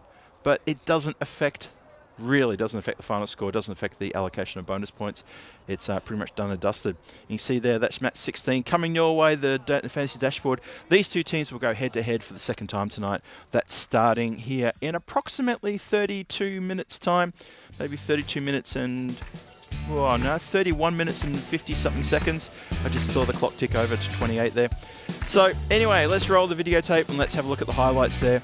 And for the Fighters, it was, unfortunately, just not enough. That, one of the most miraculous catches you'll ever see in ECS, or anywhere in the world for that matter. Just a tremendous good catch there. Runs past the ball and sticks the mid out, and it sticks. That was the shot that went into the stairs. And that was the one that our ECM man couldn't catch. That's Mohammed, he takes the catch there, Mohamed Samir. That was the one he did take. And there's a few Maximos. There's a big one. There's another one. So Mohamed Bilal, he did his job. He got in there and said, hang on a second, this is what we need to be doing. And he just kept clearing the ball. That's a good shot for 4. 1 bounce, 4 runs. Unfortunately then he came undone. You know, Gurjit Singh came on and it was a really good caught and bowled. And that was the start of the Gurjit Singh show when he was bowling terrific and picked up 3 good wickets. As we'll see a little bit later on, Amandeep Singh straight on the money there with that delivery. Really good ball. There was just too little in those middle overs. That good hit for 6 that came down, hit the table just in front of me here. All the gear was protected. Don't you worry about that, everybody. And I was fine. That's the most important thing, of course. I say that tongue-in-cheek. Gurjit Singh gets another wicket there. The good caught behind. And then this one clatters into the stumps. There you go. He gets 3 for. Well deserved. Gurbaj Singh, just no idea about that one. And as I said during the actual time, I really felt that the Fighters looked pretty flat in the field and with the batting. And not sure what that is, but maybe they need to have a cup of coffee or they just need a cup of tea, need to fire themselves up a bit. And let's see if they can come out swinging in the next match because they've got a bit to prove here. Still points up for grabs for these 2 teams in the next game. Let's see what happens. And there's the get around from the Marlo team. Skipper Shahid there feeling that, yep, we got it. We got the win. We got the point. We've done everything we have to do. We've done it all correctly. And that is game 15 locked away now in the can, done and dusted. And we go to game 16 in about half an hour's time. In the meantime, let's just have a little look at this scorecard. So Mohamed Bilal, shining light, 24 from 14. Rahul, 17 deliveries for his 11, only 7 extras in all that, including 6 wides. And unfortunately, the Fighters just lacked a partnership and they lacked a bit of oomph from some of their players. Jaswant Ray and Mohammad Shan at the end there, both hitting Maximos off the last over. They might want to have a little look at that. And the bowlers from Marlo, all credit to the Marlo bowlers. A terrific performance from them. Wickets shared amongst them, except for Rizwan Iqbal, who didn't get a wicket and went for a few runs off his last over. But apart from that, really, really good bowling all around. Gurjit Singh gets the 3 for. Really good. Gurjit Singh 3 for 7 in the end. Asad Mahmood 1 for 6. Amandeep Singh also 1 for 6 in the fighters. But it means that the Marlo have beaten the fighters by 34 runs. Pretty comprehensive in the end. Never looked like threatening that 100 target. 101 was the target. 66 for 6, all the sixes. And, well, the fighters will regroup and they'll be back for match 16, which starts in 28.5 minutes time from now. I'll be back here in about 23 minutes time to introduce you to that match 16. So this is Phil G for the European Cricket Network here at the Estadio de Municipal de Miranda de Covo for the this wonderful European Cricket Series at Night Portugal 2025 edition. Really loving it up here, by the way. And we will see you back here I'll be back here in 23 minutes to talk you through. Until then, have a quick break. I'll see you soon. Cheers.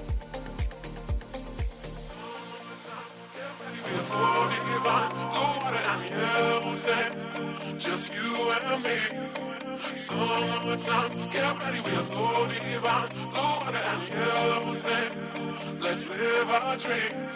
Summertime, get ready, we're slow divine. Water and yellow sand. Just you and me. Summertime, get ready, we're slow divine. Water and yellow sand. Let's live our dream. Summertime. Time.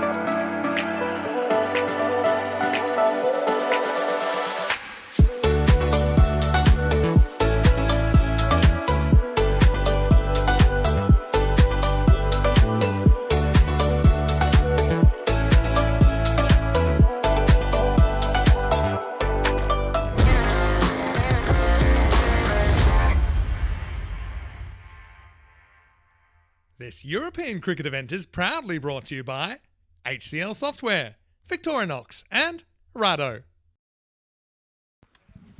And it's a breezy and cool welcome back to everybody, wherever you're watching around the world. Welcome to the Estadio de Municipal de Miranda de Covo for the continuation of European Cricket Series here at night, Portugal 2025 edition. Me, Phil G, here in the commentary position, continuing this evening's fun from Monday night cricket under lights. You've seen match 15, now you've got match 16 coming your way. And of course it's Marlo and Fighters will go head to head one more time tonight. And it's the last time they'll meet in the tournament, unless they can meet in the qualifiers or the finals. And at the moment, you have to say that I'm not sure the Fighters have got enough fight to get there. Anyway, match 16. Let's get across to the tournament referee, Stefan Gooch. He's got the captains in the centre. Let's see what happened at the coin toss. Marlo to call. Tail. Tails called. It's a head. Bowling? Yeah. Good luck. All the best. Fighters have won the toss. They're having the ball.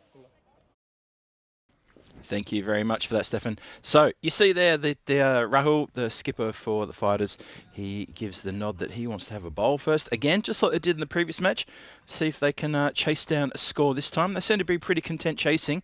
However, when they were chasing 100 runs, they can only manage 66 for 6 after the 10. And it just wasn't enough. They went down by 34 runs to Marlo, who banked a pretty good win and also a bonus point. So that's going to push them along in the standings as well. And they're really holding down that those top two positions as well. Well, they could end up first, but they're holding down second. And let's have a look at the sides now. Unchanged from that previous match 15. Match 16 coming your way very shortly, unchanged there. Skipper Mian Shahid, who opened the batting for Marlo in the previous game. Wonder if he's going to open the batting this time around. I reckon he'll give someone else a go. And skipper Rahul, who looked like he was struggling a little bit there during his bowling. He was flexing his left leg and he went down on his haunches a couple of times. But he's named in the squad. And when he batted, he seemed to move pretty freely. So we'll see what happens with the bowling, whether he does bowl or whether he's going to sort of stand back a bit and not bowl. Maybe he'll just skipper from the outfield. We'll find out very shortly indeed.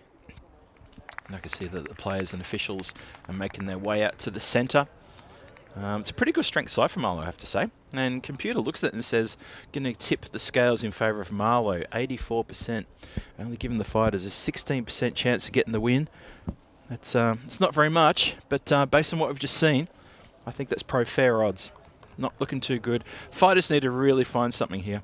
So they're going to bowl again first. Hopefully restrict Marlo to a gettable score. And then the Fighters need to really pick up their game and go for it. I just had the feeling things were a little bit, I don't know, I wouldn't say lackluster. I don't want to say that about them. But they just looked a little slumped in the shoulders and a little bit deflated right from the very start of this game. The previous game. And that was a bit of a worry.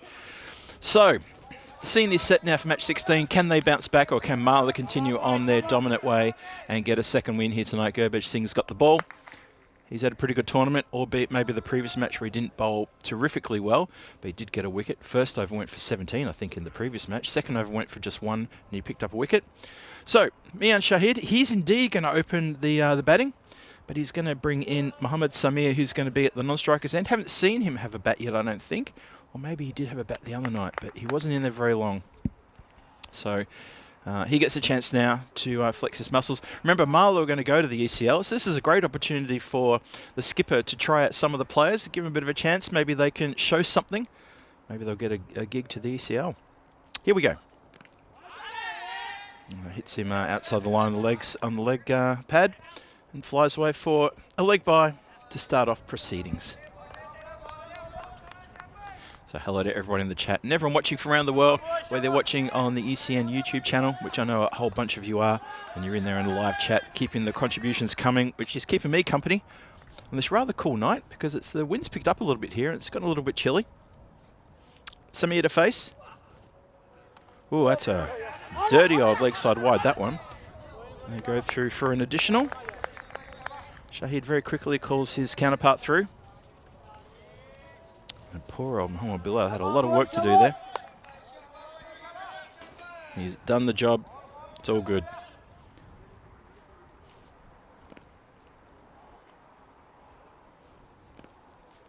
So Gurbaj continues. Oh, that is an angry bouncer that was bowled for reasons that only Gurbaj Singh will know. I'm not sure what he was trying to achieve there. That may have even landed in his part of his half of the crease. That is a really rotten little wide. That doesn't really achieve much in terms of either intimidating the batter or doing anything for runs. He's just happy to give away a wide. Strange delivery, that. Only he'll know why that was bowled. Let's try that again. Oh, Gurbaj here, his radar is just not on at all. That's another wide +1. So we've only had one legal delivery in this over. And suddenly this over seems to be taking quite a long time. He's indicating that he wishes to change sides.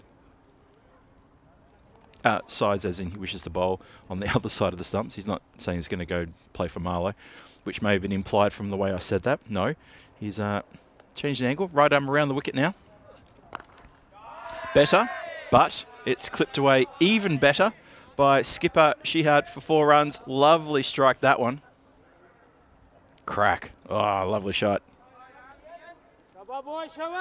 Took it off probably middle, but he's middle to equal to the task. So whilst coming around the wicket did produce a legal delivery, it's also produced 4 runs for Marlo. They go to 11. Most of those have been extras. Shahid, he's on 4. 7 extras already, and we're not even halfway through the first.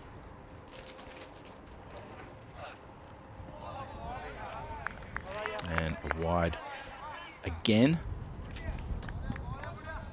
And good evening to Trip Denny, who joins the chat. And I was saying before, thanks to everyone in the chat on the ECN YouTube page for keeping me company throughout the evening. It's wonderful to have your company. And if you're watching from India via fan code, hello as well. Hope you're having a lovely evening over there too. Oh, that's a better delivery. Much better. Gets Shahid playing a sort of uppish sort of stroke. Could have easily feathered that through to the keeper, who's already been caught behind tonight by a delivery that rose up unexpectedly, and he got a little bit of, well, not quite glove, it was just the very, very top end of the bat. Got a little nick on that. That's a really good ball. This is much, much better. So Gurbaj Singh, he obviously had to switch the radar off and back on again, give it a reboot, and he's come back with 2 ripper deliveries. That one even better than the previous one. And that's more of the Gurbaj Singh that I know. Much better delivery, that one. He's got Shahid playing and missing, playing and missing. That's what you need. Marlo 12 without loss. Well, that one gets is shorter, but there is protection down there. The third man is quite fine. He's just too far away from our camera position up there. And managed to get a single there.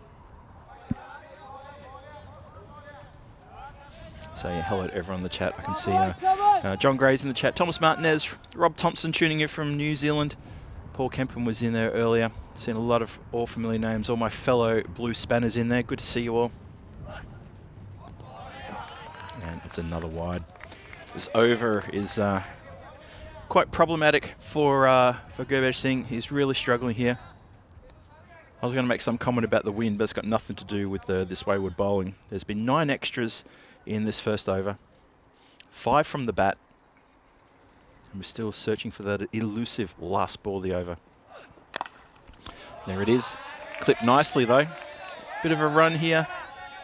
Well, I was watching one player running with the ball and almost getting it, and then the player there with the furry hat. I couldn't quite spot who that was. Running around from backward point. Look at calendar 2025. Obviously Malta is going on right now. Tina Goff and Rico Full taking care of business down there, doing a wonderful job calling a golden ball match in this afternoon, the last game of the day. I hope you all caught that one. Terrific end that was, and it was the power hitters versus Matter Day, and power hitters pulled off an amazing win with the golden ball. And there's the rest of the calendar anyway, so we're going to go everywhere this year. Look at that. Where are we coming? Are we coming to your part of the world? If so, let us know, and make sure that you sing loud and proud, and even turn up at the ground maybe and say hello to whoever's commentating, and the Blue crew would love to see you too. So Mohamed Samir now facing Rahul, and Rahul looks to be moving briskly now. He was, like I said, he had a bit of nagging sort of like, well, I wouldn't say it was a nagging injury because I don't know if it was nagging, but he looked like he was in proper discomfort. His left leg, he was flexing it, but now he looks like he's okay. And he's looking like he's really okay. Gets 2 dot balls past Mohamed Samir's flailing blade. 15 without loss into the second over now. Just remember, the fighters won the toss, and for the second time tonight, they've elected to field. Paul Kempin saying, come on, Yahoo fighters. Oh, it's a rotten wide. Oh, good work from the keeper. Very good work. Not sure it's going to get the throw back in time. Doesn't. I don't think. We'll have a look at the video replay. I think Mia Shahid might have got back okay. There's a proper meeting down at the bowler's end as the ball comes back. Unfortunately for Bilal Mohammed, Mohammed Bilal, he just couldn't get the glove off in time and get a better throw back. Kind of. Well, Gurbage Singh's right in front of the stumps there, so we can't see when they're broken. So it's going to have to be a not out, I reckon. But I think he was home anyway. And that's the decision that's been made. Rahul continues. Smashed. Absolutely powered over the covers. 1 bounce, 4 runs. Lovely strike. Yep. Good wind-up. Just very wristy in that one. No, it doesn't add too much follow-through. Good shot there, nonetheless. So, Mohamed Samir, he's off and running with a good boundary. He's now on 5. His skipper, Shahid, is also on 5. And it's clipped towards the man at point, straight to him. Straight at the bowler's end. A little bit too hot for the bowler to grab onto. And both batters just reminding each other that calling is important between 2 batters. Yeah, Mian Shahid, he backed up quite a long way. He's still gesturing to Mohamed Samir, the more inexperienced of the 2, and just saying, you need to call louder, please. Edged, and that's going to run away to third man. There is protection there. He's fine. Would have been a pretty straightforward catch for a slip fielder, possibly. But there's no slip fielder there. The wind is picking up. You could probably hear a bit of noise in the effects mic where I am. The hut that I'm in is getting battered a little bit by this breeze. It's picking up very violently, and then suddenly there's nothing for like 5 minutes. So there's obviously a storm somewhere in the vicinity for this wind to be going off. That's a bit of a storm. That is a Maximo. Lovely strike down the ground. And Shahid, he now marches into double digits with that hit. And fighters, they need to be finding wickets. They need to make a dent into this Marlo team, like a really proper dent. Unfortunately, it's looking like it's going the same way as what we saw in the previous match. It's 27 without loss after 2 overs. And the fighters are toiling away, but they just haven't found a wicket yet. There's the table. This is why it's important for the fighters. If they can't get a win here with this 6th match that they've got, they've only got 4 games left to try to get to the top 3. And that's going to start to look quite a steep task. For Marlo, well, they're 3 points shy of the top. So they're not too far from the top. Obviously, a win here will get them level with Punjab CC Amadora. Crunch down to the covers. Bit of a chase here. And the ball will win that particular chase. Playing some nice strokes. And picking the gaps as well is Mohamed Samir. I'm not sure what happened to the fielder there at the extra cover position, who sort of went down on his haunches. Maybe he thought it was going to be elevated, but nothing at all.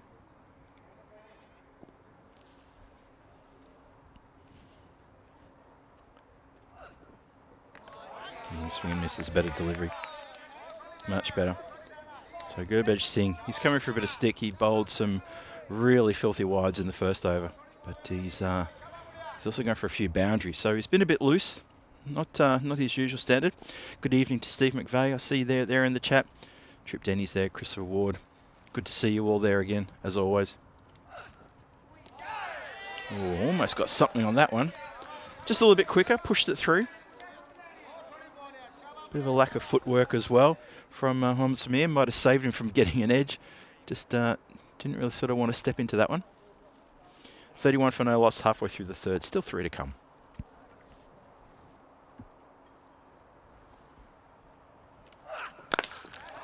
That's better. That's right between the gap. Couldn't have picked that any better. It goes straight through the gap between cover and mid-off. Both fielders, well, they could do nothing but look at each other and say, well, I couldn't get that, you couldn't get that. No one could have got that. 4 runs, really good strike all the way along the ground. Mohamed Samir, he's up to 14 now, 14 from 10 balls faced, and he's proven a bit of thorn in the side of the fighters. Just miss it down to mid-off. Shy at the stumps.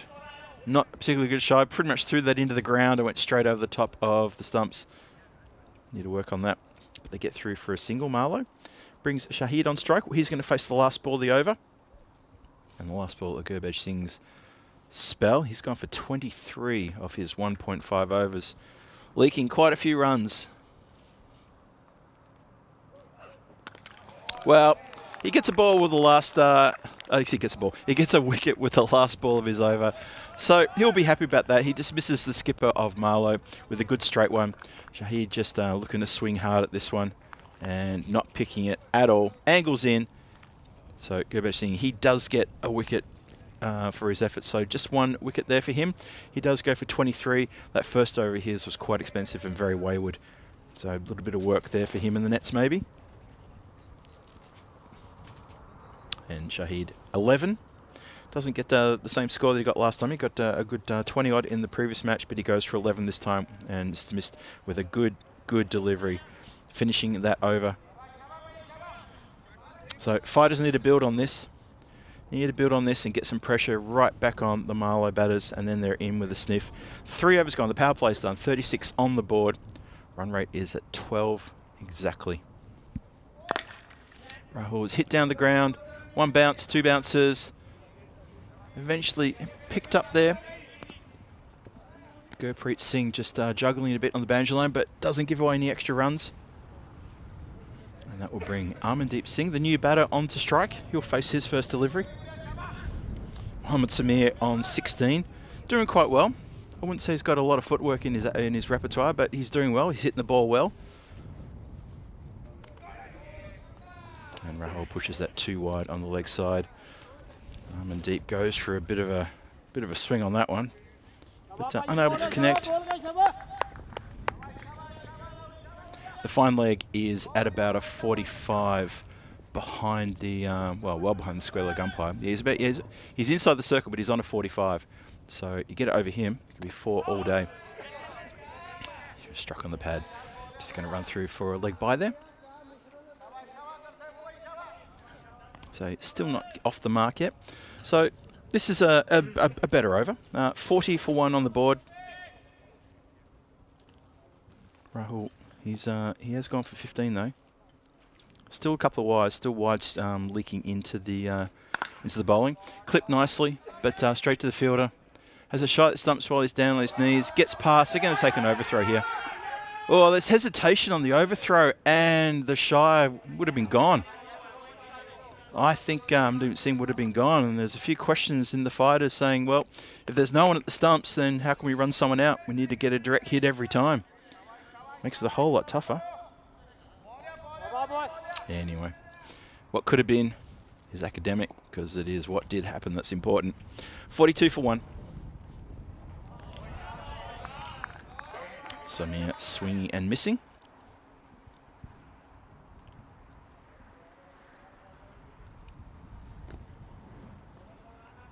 Computer still has Marlo well and truly in the driver's seat here.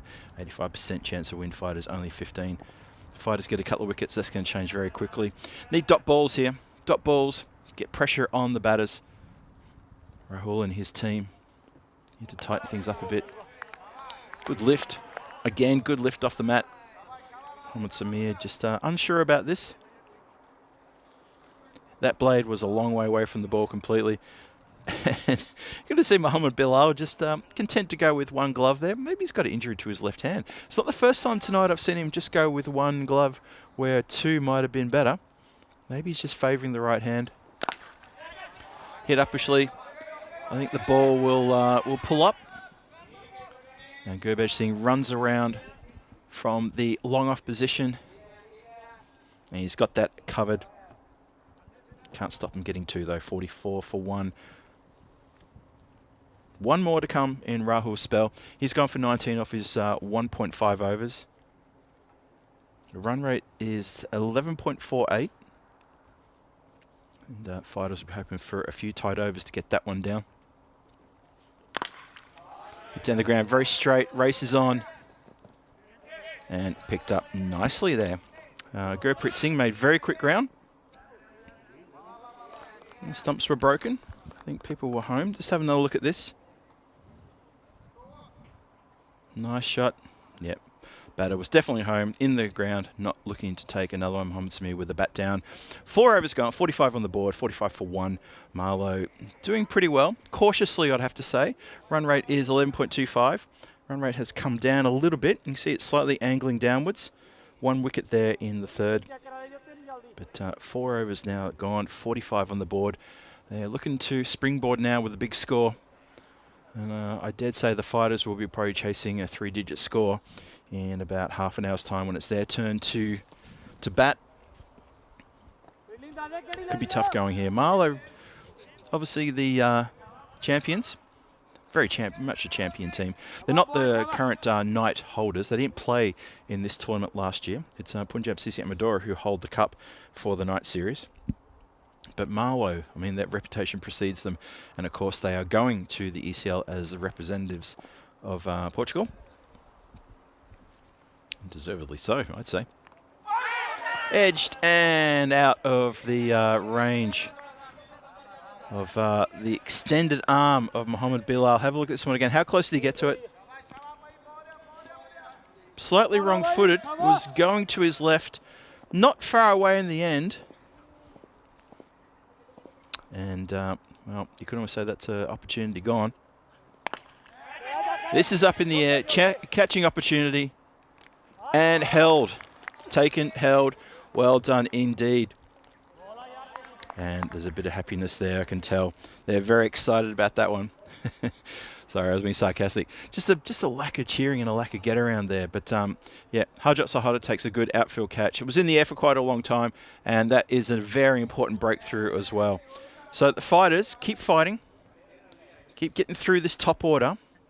Very dangerous. Amandeep Singh has to go back. He's gone for a second ball duck. So they've removed a very dangerous player who hasn't had a return on investment and hasn't bothered the scorebook. So that's a big tick for the fighters here in this current innings. Amandeep Singh looking to get on with things. Only skies it. So Baljit Singh has a way of coming on and just taking wickets. It's amazing how he can do that. He did in the previous match. I think he did in the match before that as well. Just something he can do. And gets good bounce too. Doesn't mind really throwing that ball hard down into the pitch and getting that ball to leap up. He's a clever bowler. Picked up a 4 for 21 in this tournament a couple of nights ago. And well-deserved 4 wickets. Came close to a fifer. Straight up again in the air. Now, Baljit's running for it. He wants it. Keeper was right there with him. And I think in those circumstances, you'd usually let the keeper take the catch. But no, he wanted it. And has, unfortunately for fighters, he's spilled it. That would have been a really important wicket. That would have been really something. Yeah, in the hands, just rolls off the, maybe off the thumb and down the arm and onto the grass.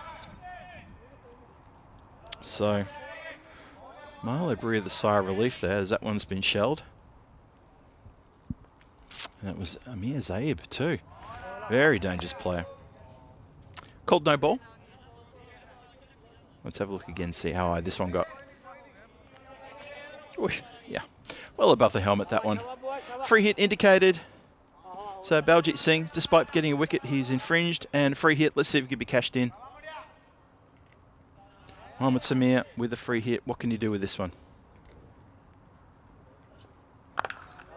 It's a slower ball, and it's absolutely crunched.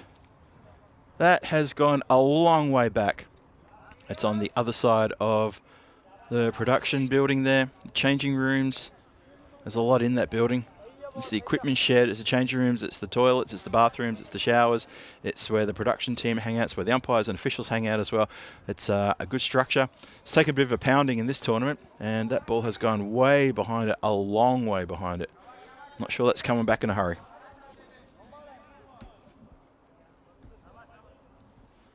Tim Harmer asking the question. Curious to why they bow all the overs from the same end in ECN. It is to do with it being quicker. Christopher Ward is exactly correct there. It's to do with the fact that we have the scaffolding only at one end on the field. So we like to give the view of straight down the centre as you would see it from the umpire's viewpoint. And it's also quicker for the changeovers as well, because obviously we've got a bit of a tight schedule to run here. You can imagine on some of the ECSs where we have 5 games in a day. Crash out of the stadium. Capital G-O-R-N-E gone. That is a powerful strike. That's bigger than the previous one. And the previous one was massive. This one, oh, just whipped it. Absolutely caned out of the ground. That's not coming back that grizzly. There must be so many grizzlies hidden back there. That is some deep undergrowth and bush in that part of outside of the ground. And I dared say there's an absolute treasure trove of grizzlies, both used, unused, well, barely used, and in all sorts of wear and tear. ECL coming your way in the 24th of February. It's not too far away now. That's 4 fantastic weeks of T10 cricket with those 35 teams going at it. The 7 groups. Which 2 groups going head to head. Well, good delivery of that. Just gets the ball popping up on the offside. Could have gone anywhere pretty much. Amir Zaib having a funny old time out there. He's only faced 3 deliveries, but you could say he's already skied one that should have been caught, and that one pops up in the air as well. And Samir, well, he's on 34 from 21. Bit of a surprise packet. Boosted up the order by his skipper, given a chance to open, and doing a great job. Right in the block hole, and he swings hard. Goes out there. Looks like that's is that Baljit Singh patrolling the boundary out there? Yes, it is. And he gets the return in. Lalit Kumar is given the duty as a bowling. He's bowled actually pretty well in this tournament. He's usually come on the middle overs. I don't think he bowled in the first game of Fighters last week. Well, I heard some noise. I heard a shouter. How's that? I saw the umpire indicate wide, and the batter also has gone down on one knee, looking a bit exhausted. Amir Zaid maybe stretched a couple of muscles he didn't want to stretch just then. 63 for 2. We're into the second half of the innings in terms of the overs. That's been pulled around the corner, goes straight to the player at deep mid wicket. That's Rahul, who's the skipper, put himself out there on the boundary.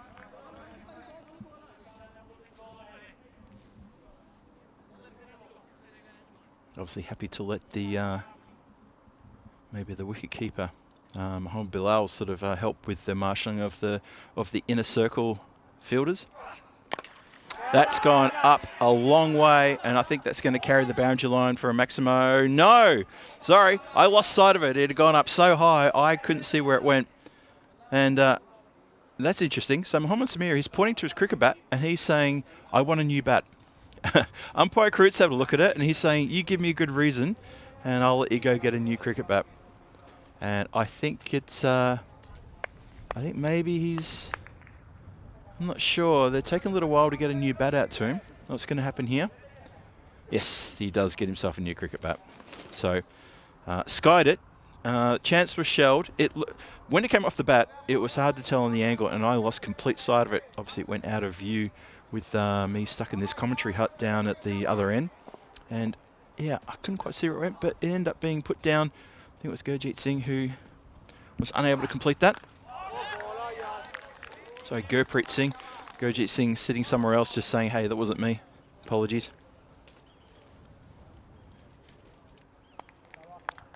And that is indeed a wicket. So it's all happening out there.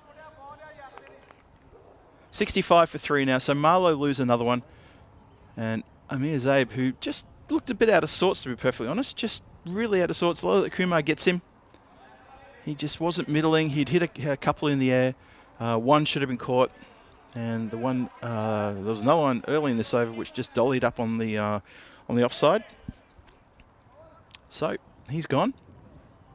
Yep, nice one. Skittled. Properly skittled that. So Lalit Kumar doing the job now. And Fighters getting into this top order, which is what they need to do.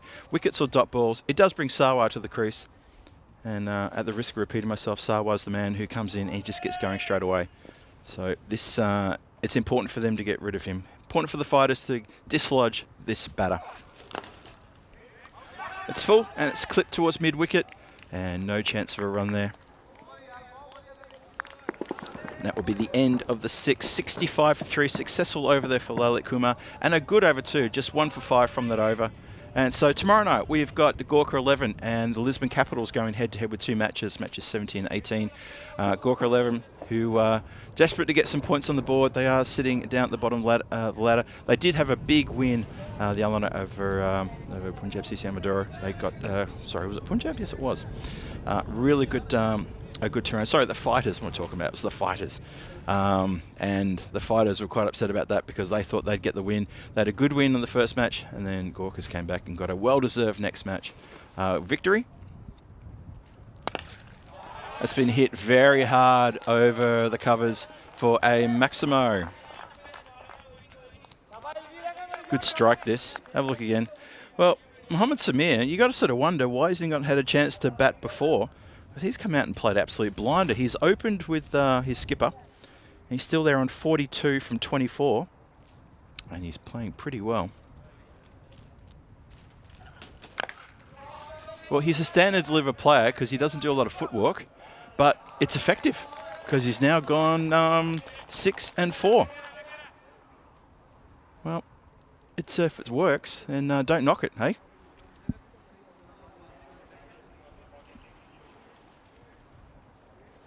So Fighters, when they're getting a wicket, you think there's a chance here for a bit of a comeback, and now Baljit Singh is getting smacked.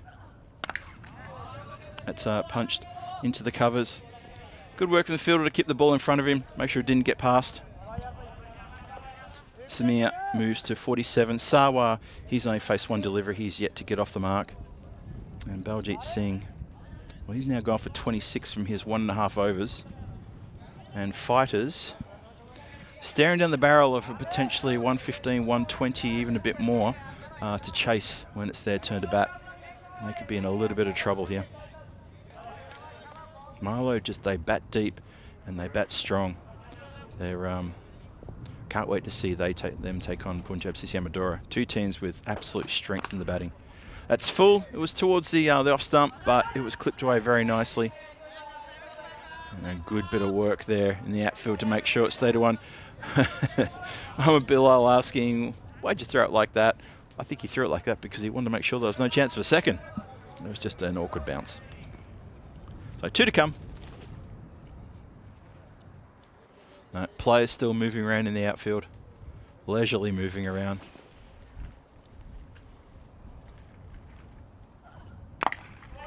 That's been whipped, and that is straight as you like. And over the head of the fielders, and that's a big Maximo straight down the ground. That's a cracking shot to bring up your 50. Have a look. Bang. Really good straight shot. Funny little whipping action. Not a really sort of like textbook drive or anything like that, but that is a 50 up, 53 in 27 for Mohamed Samir. So he has rewarded his captain with a half century. Rewarded the decision of his captain, I should say. 83 for 3. Well, he hasn't stopped because that is another Maximo over the cover boundary. So he marches now to 59. The score goes to 89. And this score is now starting to get out of control. The Fighters really are. I know I said a few seconds ago, they really are staring down the barrel now of a big run chase. This is blowing out of proportion. There's still 3 overs to go. Oh dear, have a look at that wagon wheel. Very strong in, very strong over the covers. And obviously deep mid-wicket as well. So straight, deep mid-wicket. You see the 6s there. That's the green. And also a number of 4s there as well. So he's been playing it quite well. He's done really well. He's been given an opportunity. And he's absolutely middling it. So well done him. I was a bit critical of his lack of footwork. But as I said a few minutes ago, hey look, if it's working, you can't knock it. Sawa's on 1. He's facing the start of the 8th. It's going to be Jatinder Singh with the duties. Try to do something here. Try to stifle the bowling. Need some dot balls here. Fighters really need to get some pressure back on Marlo because it's not really happening right now.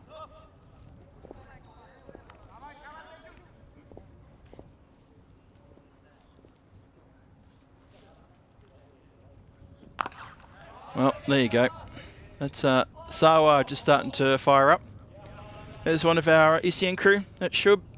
He indicates that is indeed a 6, just over the boundary rope, and pulls it as easy as you like, and I believe that's hit the boundary rope, and Shub does the right thing. It says umpires, that's what it was. And that's been crunched out square towards the point boundary and past the outstretched hand. So it's yeah, it's getting pretty bad now for the fighters.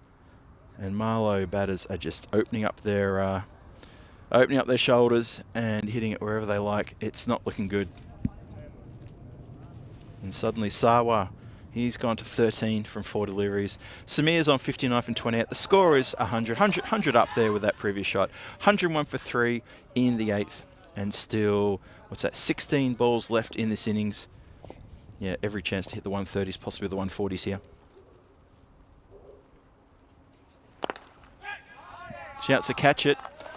Not sure he was supposed to catch that, because that is a really, really good shot. Through the covers, 4 runs.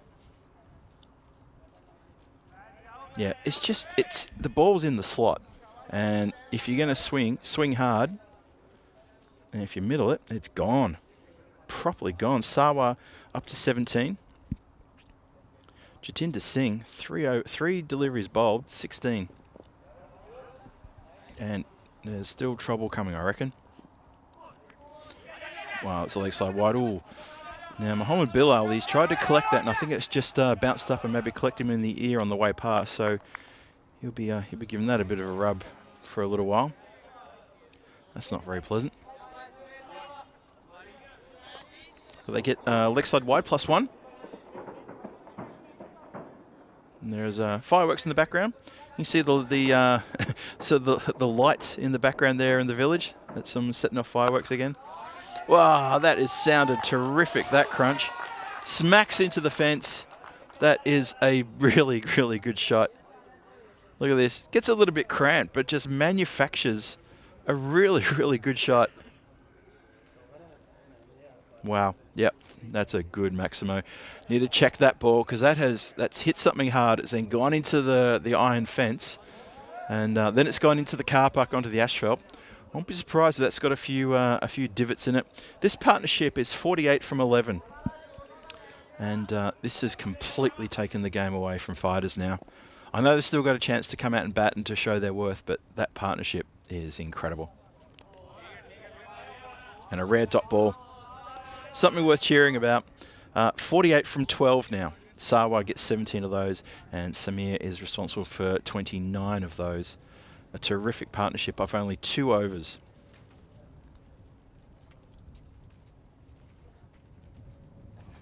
And bowler's just lost his over, Jatinder Singh. Probably because he's realised he's gone for 24 from 5 balls. And he really doesn't want to go supersonic if he gets hit for 6 here. I reckon that's exactly what's on his mind. Try again. Oh, it's going to be a wide, so he's going to have to re-bowl that one. 25, Jatinder Singh, 25 runs. Sawa just jogs down. He's going to have a little chat to Mohammad Samir. I don't know what he's going to suggest to him. 114 for 3. Potentially the last ball, the 8th coming up. Goes into the covers and is caught in the cover, so whatever Sawa said to him, it obviously wasn't the battle plan, but that is a good catch. That's the second catch to Harjot Sahota, who takes it very comfortably in the covers. Just didn't get enough of that, and Samir has scored a lot of runs over the covers and through the covers, and unfortunately he's come undone by hitting it directly to the man at cover, who takes a good catch, but he has played a great innings. 65 from 31, gets a generous applause from the Marlo dugout. That is a very, very good innings. He opened the batting, and he's held his own, striking at 209 and a bit. Gets a pat on the head from Amandeep Singh, and a good shake of the hand from his teammates. Well batted. It's put Marlo in a very strong position, but good for the fighters. They've broken that partnership now. And a good catch taken there in the covers. Now, someone has brought dessert out to me, would you believe? Just to sort of break momentum. It's it's an apple pie. Oh, get in. It's up in the air. Chance for catch. Not taken, and to be honest, didn't really look comfortable in taking that catch. Was just backing back and not really sort of steady at any time. It's very rare you'll see an outfielder who's unsteady on his feet taking the catch. Needed to step into that just one more step and would have been comfortable. So it goes to ground. So we start the 9th with a drop catch. It's going to be Gurjeet Singh joining Sawa. And Gurjeet Singh, no slouch with the bat. Now, just allows it to hit the pad. Didn't bring the bat down. And I reckon maybe they're going to ask that question about the fact that he didn't really play a shot, and dead ball is called. Didn't offer a shot. Didn't do anything really. Have a look at this again. What do you think? Yep. And according to our rulebook, we need to see a shot played. Otherwise, it can be called dead, and it was. So we'll have that one again. And the umpires are just communicating to each other. Okay, let's try that one again. Lalit Kumar. Well, Gurjeet definitely had a swing at that one. And he missed a lot.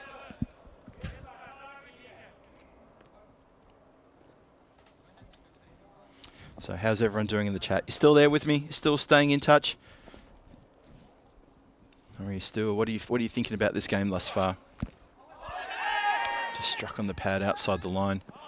Well, chance for a run out there. We're going to go to the videotape. Umpire Kroot says, I'm not sure about that. I think it was pretty close. Sawa was backing up. Let's see if he got home. So it's canted into the pad. No chance for an LB outside the line. And, well, I think he might be gone there. Pretty sure those stumps were broken and short of his ground. So Asim Sawa has run himself out towards the back end of this innings. Confirmation will come through any moment now. And there it is. But trying to sort of force the issue.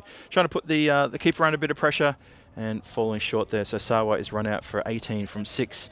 Like I said, he came in and just got going immediately. So 115 for 5. 8.4 overs gone. Still, what's that? We've done 8 balls left in this innings. Just added up in my head. 8 balls left in the innings.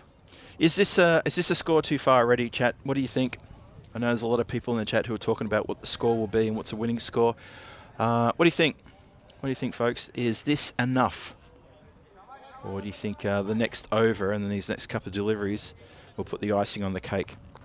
I think from what we've seen from the fighters already, this may be a bridge too far. Hit down the ground. Good, very good bit of fielding there. Gets it on the bounce and returns that throw very quickly in.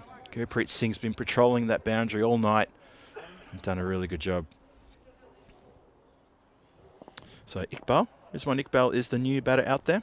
He's just got off the mark with that strike. And that's gone leg side for a wide.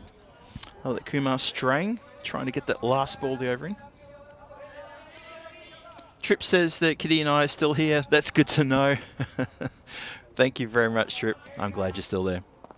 And of course, Kitty as well. Lalit Kumar. Last ball the over coming up. Crunched with authority. Wow, he's pulled that one from outside off. And that's a close-up of the village. I don't think it went that far, but it went a long way back. Just spanked. Look at that. Gurjeet Singh. I told you it was no slouch with the bat. That has gone a proper long way. And I think even the people living in those houses over there are saying, what on earth was that? That's a great way to finish the 9th. Big Maximo down the ground. Lalit Kumar ends up going for 14. He was so economical up until that point. 1 for 14 from 2.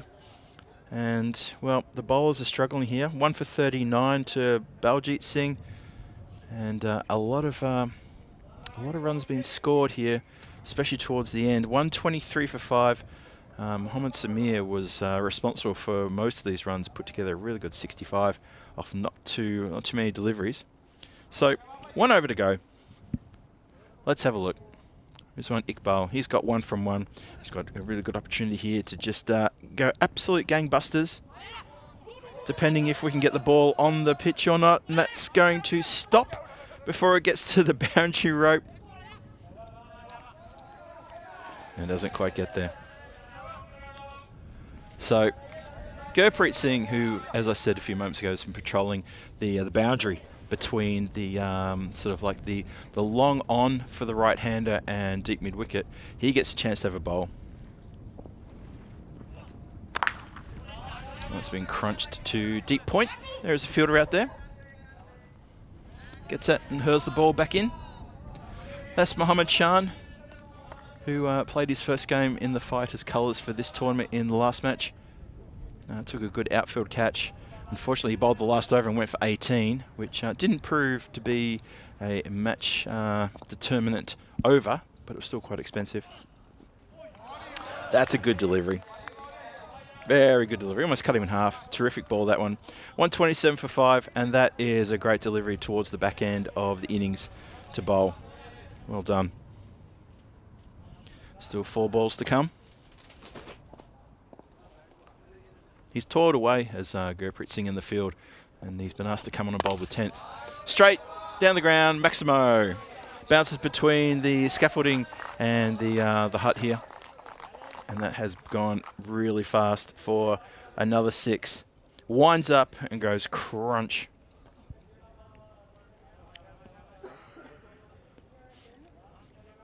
Well, that is a really big stroke. Also, going to say on the injury front, Gurpreet Singh is he's fielding in front of me, and he looks like he's hobbling as well. So that's not good. Not good at all for the Fighters if they've got a few people carrying some injuries at the moment. But when he went to retrieve that 6 that went past the commentary hut, you see clearly just in a little bit of discomfort and favouring one leg over the other there. Not good. Hope that's nothing. That was nothing sustainable. Hopefully that's just a little niggle. Just punch on the ground again. Second last ball of the innings. Score up to 135. 135 for 5. Last ball of the innings coming up. Let's see where things can end up. Sorry. But this is quite a dominant performance by Marlo. They've really put the foot down and accelerated and pulled away from the Fighters. Not quite the last ball of the over. We have a wide. Still goes 136. Still got that last ball to come.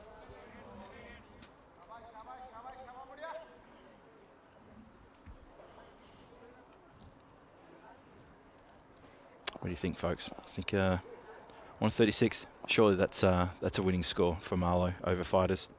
Slows it down, and it's just chopped down the ground. They're going to go for one. Going to look for a second. Yeah, why not? Go for a second and run out on the second run. But always going to happen. So that is the innings done and dusted. The run out on the last ball is going for a second run. That means the score is going to end up on 137 for 5. Marlo in the box seat here. Absolutely in the box seat after 10 overs. Dominant. Sorry, 137 for 6. Almost got that right. That's why I'm not a scorer. That's why they put me in here and they don't give me the scorebook. So let's roll the videotape and have a look and see what happened here. So Mian Shahid, he started, I think, the proceedings along with his young counterpart, Mohammad Samir. A bit of an experiment to bring him up the ladder, up the batting order. Shahid looked a bit dangerous to start with, though. He was striking the ball quite nicely. Then Samir found his stride, pushed that one literally through the covers fieldsman. And then, Gurpreet Singh collected a good wicket there, bowled it nice and straight, split the stumps in half, and he was very happy about that. That one just flicked the fingertips of Mohammad Bilal, who couldn't quite bring everything down there, sadly for him. And then a couple of skied catches.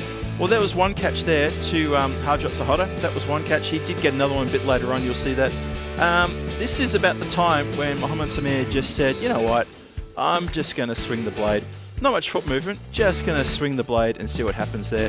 Harmandeep Singh was gone for pretty much, I think he went for nothing actually, went for a duck. No, that was Amir Zaib, sorry. Amir Zaib yorked and just looked out of sorts, did Amir. He got a really good score last week, got a couple of good scores last week, but just looked a bit out of sorts here. The Mohammad Samir show just kept going, 4s, 6s, all parts of the ground, straight down the ground. The covers was one of his favourite places to hit the ball to as well. And he was really striking it beautifully. Ended up with, I think, a 65. to his name, which was really good reward for effort. And obviously he was looking after the skipper and returning the favour of the skipper from putting him up the order. Well, Sawa came in, Azim Sawa, and he didn't take very long to get going. He scored at 18 of 6 deliveries. Just got in, just went bang, bang, bang. Just pushing the run rate, keep it going. That's Harjot's second catch there. Looked a little bit dejected, realising that, well, it's pretty much already done here. It was well-lit bowling, and the run out, Sawa caught short, a good foot and a half out of his ground. And then the bashing of that little grizzly just kept going. That was a massive strike. That was a really big strike. So it was Gurjeet Singh who started picking up a few maximos here and there. And then right at the end, a run out at the keeper's end, going for that second off the last ball was always going to be a run out. Pretty simple stuff. Mohamed Bilal just tones it down again, was just flicking the bails off, didn't have to do anything more than that. And Marlo have put together a really good score there. And they've really just said to the fighters, look, you think you're good enough? Well, go out there and you score yourselves 130 odd, see if you can catch us. 137 for 6 after 10, 23 extras in that. Fighters have to have a look at that. That's 19 wides. And the very top, though, we had, Mohammed Samir, that's 65 from 31, a terrific innings from him. Asim Sawa supporting with 18 for only 6 balls. But I think that 23 extras is something that the fighters need to have a chat about. In all seriousness, it's just not good enough. That's a lot of extras, a lot of extra deliveries to bowl as well, and it's an extra toil on the bowlers. And as I said just before we finished there, Gurjeet Singh, who opens the bowling and he's going to be needed in the batting, he was looking a little bit worse away. He was down on his haunches quite a few times. He was hobbling just in front of me. He didn't like to sort of run in off the boundary line to field the ball. He was looking for the man in cover to sort of run back and field it for him. Just looking really uncomfortable. So I hope there's nothing serious, by the way. So that's the mid-match summary. Mohammed Samir dominating with 65, and Marlo put on 137 for 6 in 10. The fighters have got everything to do. They're going to have to pull it absolutely a ripper out of the hat here, and I'm not sure if they can do it. I hope they can, for the sake of the entertainment and also for their own tournament. If they can sneak a win here, and we just want them to be competitive, and they're up against it. So join me, Phil G, back here in about 5 minutes time for the run chase, and we'll see if the fighters have got something that they can really dig deep on and really throw down the gauntlet to Marlo. For Marlo right now in the box seat, I'll be back here in a few minutes time. Please join me. I'll see you back here on the European Cricket Network. This is Phil G for the European Cricket Series at night, and I'll be back shortly with the run chase. Fighters need 138 off 10 overs. I'll see you soon.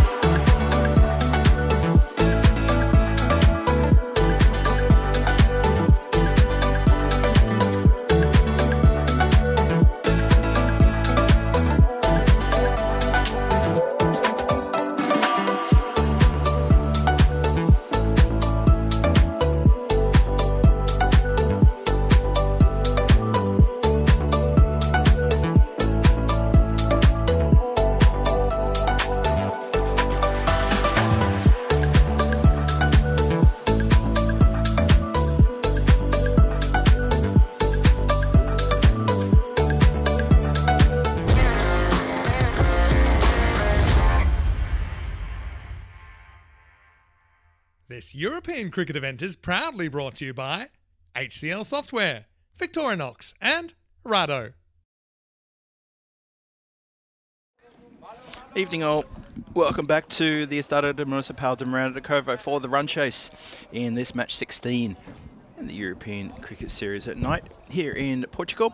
Phil G here on comms for you, taking you through the last 45 minutes of tonight's Monday night action under lights, match 16 in the balance. Although that balance is probably tipped in favour of Marlo, who put on a really good score against the Fighters. The Fighters' bowling just lacked a little bit of oomph. First innings total was 137. So the batting team, if they can achieve that in 7 overs or less, they will get a bonus point. For the fielding team, if they can restrict the Fighters to 95 or less, then they are in with a bonus point, and they're going to be aiming for that. I know they will. Just during the break there, the Amir Zaib, he just wandered over to the tent here. He asked me what the bonus point situation is going to be for Marlo. So they are definitely eyeing it off, and they're going to try to make sure that they can restrict the Fighters to 95 or less. So that's what's on their mind, very clearly and obviously. And with that big score on the board, you like to think that they should be able to do this. The Fighters, well, they need to find something here.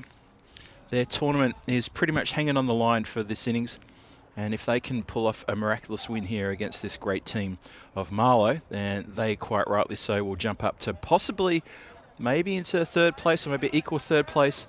But there's a lot of ifs and buts. We'll know at the end here. It's about 40 minutes away until the end of this match. We could talk more about what's going to happen in the standings, but right now the Fighters, all they need to think about is we want runs, and we want them right now. And Marlo's going to be thinking we want wickets and we want dot balls, and we want them every single time one of our boys rolls the arm over. Hassan Mahmood's got the ball, and he's going to start proceedings. Starts with a ripper.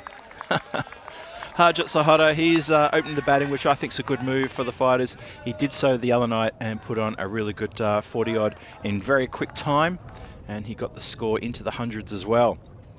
He's tucked around the corner, gets it past the fielder there, who's just inside the circle. That's Ali Hassan, who's into the side for the second time. First time we've seen him tonight, Ali Hassan. He hasn't much to do, but he's had a bit to do there. Roshan Singh just moving the players around behind him, making sure he's happy with the backup on the off and leg side. Crunch.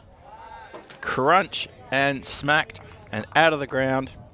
And back again, and straight to the feet of the ball boy.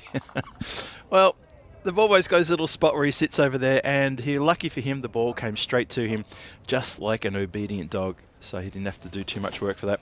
Hits the base of the light tower, starts to go up the embankment, and then rolls all the way back to his feet. Nice, easy job if you can get it, I guess. Hassan Mahmood taking for a Maximo. Comes back with a ripper. Really good ball, that one. And Lalit Kumar, who's already gone 6, is then left looking a little bit silly. He misses that one. That's been a miss-hit, but down the ground. And picked up by Amdeep Singh, who's patrolling the boundary. Sort of throws it back to Mahmood, but it doesn't quite get to him. But he's patrolling the boundary down there at the long on position. So he's just moved around a little bit. He's just the other side of the wicketkeeper. You can see him in the background there. And Hassan Mahmood, 8 off the over. Last ball of the over coming up. Oh, got something on that. Umpire agrees. Did get something on that, and Harjot Sahara is gone. Mahmood, well, he strikes, and that's a very happy Marlo team. That's a very good over too. He gets through his over really quickly. I don't know if you've noticed that. Gets through his over really, really fast. He very barely ever bowls wides, and that is a good delivery. It's the bounce that's got Harjot there. The bounce, unexpected. Similar really to the way that you saw me and Shahid get dismissed in the previous game. Just misread the bounce, too close to the body, and gets a feather edge through the keeper. Good wicket there. So, Fighters already in trouble. But Mahmood, he's bowled a terrific first over. He did get hit for a Maximo. But when the run rate already starts at just under 14 per over needed. Oh, And another miss as well. So it's been one match since the golden ball, and we're responsible for that one match since there's been a golden ball. I'm not so sure we're going to see one here in this game. Fighters, please prove me wrong if you can. That's another wide ball. So Amir Zaib is got the duties to bowl the second over. Usually comes on and bowls a little bit of part-time. I'm surprised to see him bowl in the second over though. But once again, I believe that this is just a chance for the skipper, Mian Shahid, to try out a few combinations of batting and bowling in the lead up to the ECL. And having seen Zaid bowling these wides, he'll probably be thinking, I won't be opening with him in the bowling. And there's a shoelace issue here. That's a bit of trust when the batter can ask the wicketkeeper to tie his shoelaces up, and the wicketkeeper has to resist the urge of his inner demons telling him to tie the shoelaces together. I know that if I was the wicketkeeper and someone asked me to do that, I know exactly what I'd do. And yeah, I think you guys know exactly what I'd do as well, because I like being a bit of a jokester, a bit of a prankster. The wind is still swirling a bit here, so these catches are going high in the air.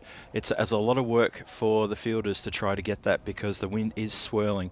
You can't really see it there in the shot. There's no trees in the background in that particular shot, and the trees are moving a little bit at the far end, but it's more of just this swirl that suddenly picks up. Yeah, you can see this on the uniforms of the players there. The wind is sort of gusting a little bit. It's a little bit tricky conditions out there, but it's clear skies. There's almost a full moon out tonight as well, so that proved to me that it is almost clear skies. The ground is looking a picture, and Zaib continues. Well, if you get the batter swinging and missing, then you're halfway there to a wicket as far as I'm concerned.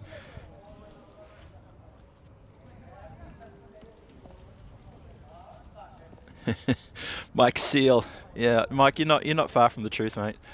That's another good ball. Again, it's that bounce. This pitch is quite something when it comes to the bounce. It can you just never know where it's going to go. You put it on a good length and it can grub. You put it on that same length and suddenly you've got a bouncer. It's a character unto itself. Oh, that's just caught in the hand and goes well wide. So Zaib here really really struggling to get some line and length here. Yeah, Mike still in the chat makes a good comment. You're going to get a complex seam field with no GB. Yep, it is starting to live rent free in my head, to be honest. There, Mike, you're not far from the truth. I haven't started dreaming about it or anything like that. I haven't had to go to get any sort of therapy sessions about the lacking of a golden ball. Although that would be quite a discussion with a psychotherapist, wouldn't it? Hopefully it won't come to that. Hopefully we'll get a GB sometime this week, or maybe on the weekend. Oh, I'm shivering at the idea. It's a miss hit, down to the ground, just runs away for a single. Fighters need a lot of runs off not many deliveries. That's pretty much as succinct as it can get. Lalit Kumar, he's on 7 from 8. He's only just been joined by his counterpart. That would be Jatinder Singh. That's edged and over the top of third man. Now, is that carried? It has indeed carried. So that's going to help everyone's purpose. There you can see there. That's Hassan Ali there, number 33. He was in the right position, and that ball has gone not just over his head, but gone over the boundary line for a Maximo. Yep, there it is. All helps. Doesn't matter how you get them, just get them. That's one thing about T10, what you do say is it just doesn't matter. It can be ugly. It doesn't matter. Just get them. Just get those runs. 19 for 1. Last ball of the second. If Zaib can get it online. And he can. Finishes with a good delivery, actually. So 19 for 1 after 2. The fighters, they need 119 from 48. That run rate is just under 15. Call it 15 for all intents and purposes, because they need a lot of runs. Yeah. Every time I look in the chat, I do see comments about the pitch. It is quite an astonishing wicket here. I think there's going to be a bit of work done on it this year. After we finish here next week, I've been told by the ground staff that they are going to tear up almost all of the outfield and relay it. That's a really good delivery. Really, really good delivery of that. Just yorked him and dismissed him as well. So Jatinder Singh departs without having much to do. Asad Mahmood gets a really good wicket. Smacks into off stump on a good length. Look at this. Just yorked perfectly. Almost a slow yorker. A small little happy fist sort of salute from Asad as he realised he's picked up another one. He's a good bowler. And as I said earlier, he's a quick bowler too. You know, you blink and you miss it, he's through his over. And suddenly, when you're only playing a T10, he's bowled 2 overs, you're thinking, how on earth did that happen? He's just fired rapid fire through them. But accurate. Really good bowler to have in Marlo's arsenal too. He'll cause a lot of trouble when he goes to ECL. If he's playing in the side, of course, if he's available. Shouts of how's that? Umpire has a good look. Bowler went up after the keeper did. And umpire Bucks not moved. Oh, hit him on the back pad as well. I can see off stump. And batter just stuck on the crease there. And drags that from outside off. A couple of bounces and it will be cut off. Harmandeep Singh with the job out there. Oh, chance for a run out. Sent back. Luckily sent back. That would have been out. That would have been out by a country mile.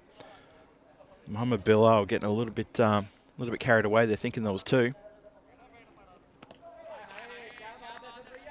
Good bowling, quick, pushes it past him. 20 for 2. 2 deliveries to go in this power play, and 2 deliveries to go for Mahmood to maybe try and pick up another wicket. He's got 2 for 9, bowled exceptionally well. Oh, lucky not to get another one there.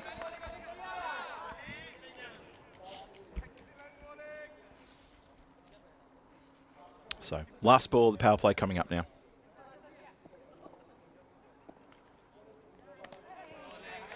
And that is a dot ball to finish with. Terrific bowling spell from Asad Mahmood. Those who've been watching the Marlo playing throughout this tournament, and maybe you remember Mahmood from last year as well, very good bowler. Accurate, gets wickets.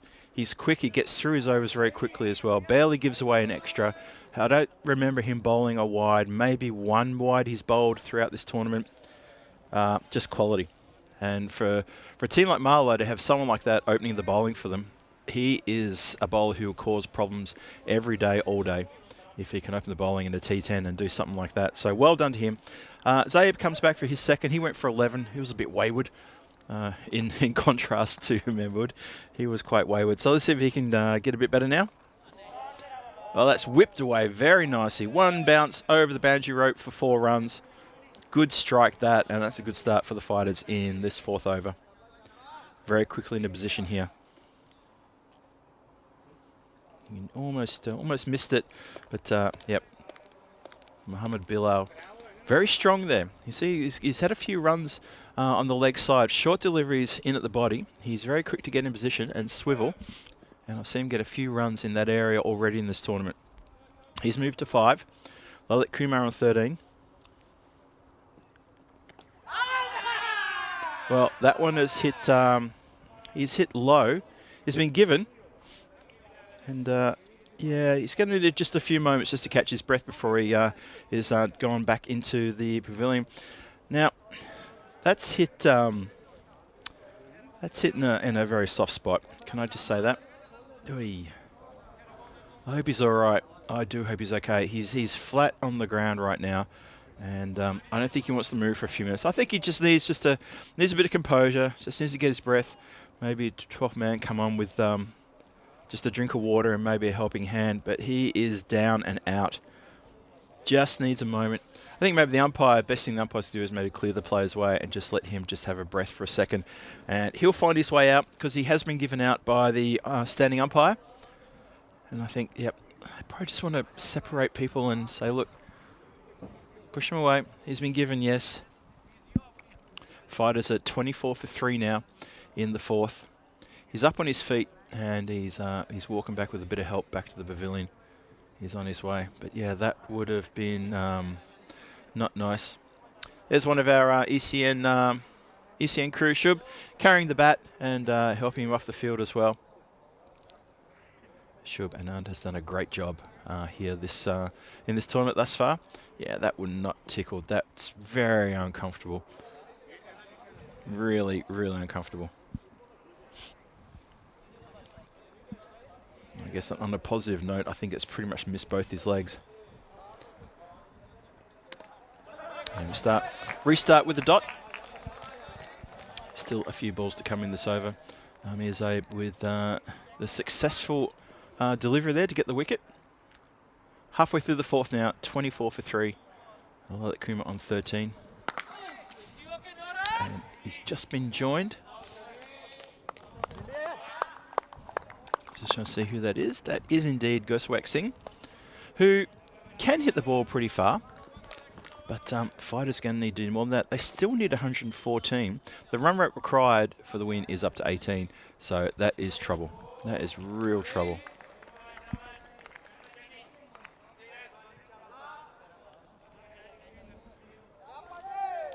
So Goswak Singh, if he's going to do something, he needs to pretty much do it now. It's the last ball of the fourth. And he goes up, up, up. It doesn't have the legs. Amandeep Singh takes a very well judged catch on the boundary, and that is, well, for me, that's pro the ball game right there. If Goswak Singh can't put it out of the ground in the fourth over, then Fighters are not going to have enough in the tank to get over here at all. And Amandeep Singh takes a very well judged catch. Had a look where the boundary line was, and comfortable, very comfortable. And Trip Denny reflecting on that injury. That was, I don't think Magic Spray is going to help that out. Probably right there. John Gray, still carrying the bat. You're always the first for everything. It's true, isn't it? Well said, sir.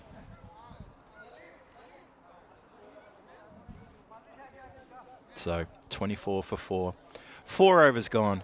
And unfortunately, the Fighters, I think this evening's going to be one they're going to want to forget. They've come up here looking for some points, and my feeling is that they're going to leave here without any takeaways whatsoever. Amandeep Singh gets a chance to bowl. It's in the air and spilled. Oh, spilled badly too. Skipper Shahid looks down at his hand and says, "Why did you pop out of there?" Thought he had that. Had enough of it.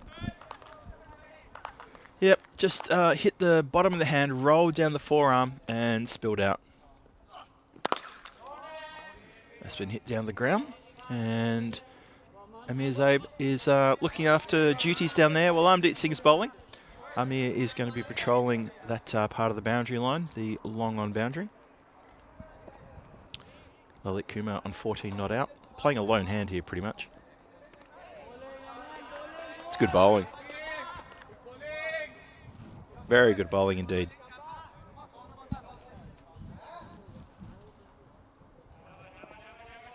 He's a pretty handy bowler, is Amandeep Singh. Very handy indeed. Deceptive too. Very deceptive with length, and deceptive with just that little bit extra pace he can put on the ball. And plus with the pitch that plays the way this pitch does, very, very dangerous bowler. Well, he's been taken apart there. That goes out of the ground into the car park with a big, big swipe. Connected, middled. Absolutely middled this one. Makes himself a bit of room and puts that one, does Lalik Kumar, out of the stadium. Lovely shot. He's raced to 20. 32 for 4. End of the fifth coming up. That's what I mean about the bounce. It's just... I've said it before, and I'm going to keep saying it again. The pitch is its own character. It really is. Look at that. It gripped, it turned a little bit, but the way it launched is just incredible. And this is a pitch that can challenge the best and the most confident batters in the world, I reckon. Put someone like high quality out there, like really high quality, and you watch them shrivel. So tomorrow, ECS Malta continues.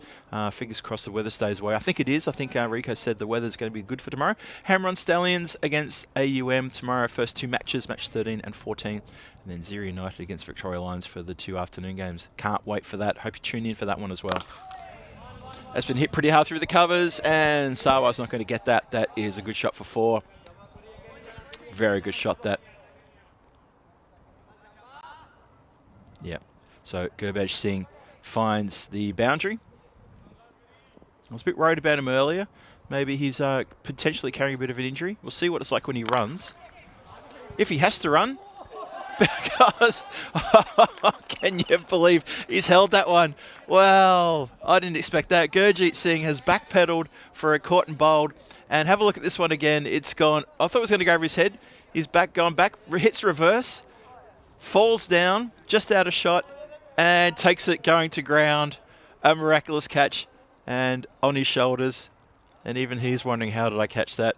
So Gurjeet Singh, he's there for only 3 deliveries. He bowls us for a 4, a dot ball and a single, and his night is done. But Gurjeet Singh has entertained us with another great catch. Another really great catch from the Marlo fielders too. They've caught well tonight. They've caught spectacularly tonight. Let's have a look at this one again. Back pedals, puts it in reverse, doesn't turn around, keeps eyes on the ball. As we get back to real play, and there's a wicket there. Blink and you miss it. Straight down Amir Zaib's throat. So Gurjeet gets a 2nd wicket, and that is Mohammad Shan. That little sort of funny dance he does before he has the shot, and don't. And that is him on his way for a golden quacker. Well, 36 for 6, and it could be an early night tonight for everybody. Mian Shahid just walked over to his bowler and gave him a little bit of a pat on the backside and said, well done you. So Mohammad Sham, he's going for a golden. Hat-trick ball coming up. Gurjeet Singh, can he deliver? It's punched towards extra cover. And it just stops just in front of extra cover. Skipper picks up and fires in a return. So no hat-trick there, but 2 in 2. So he's now got 2 for 5, including that very good falling down catch. Kept eyes on the ball, which was really important. Didn't take the eye off the ball. Even as he was going to ground, he knew he had to keep the eye on the ball because it was always going to pop right into his hands. Very good control. Really, really good control.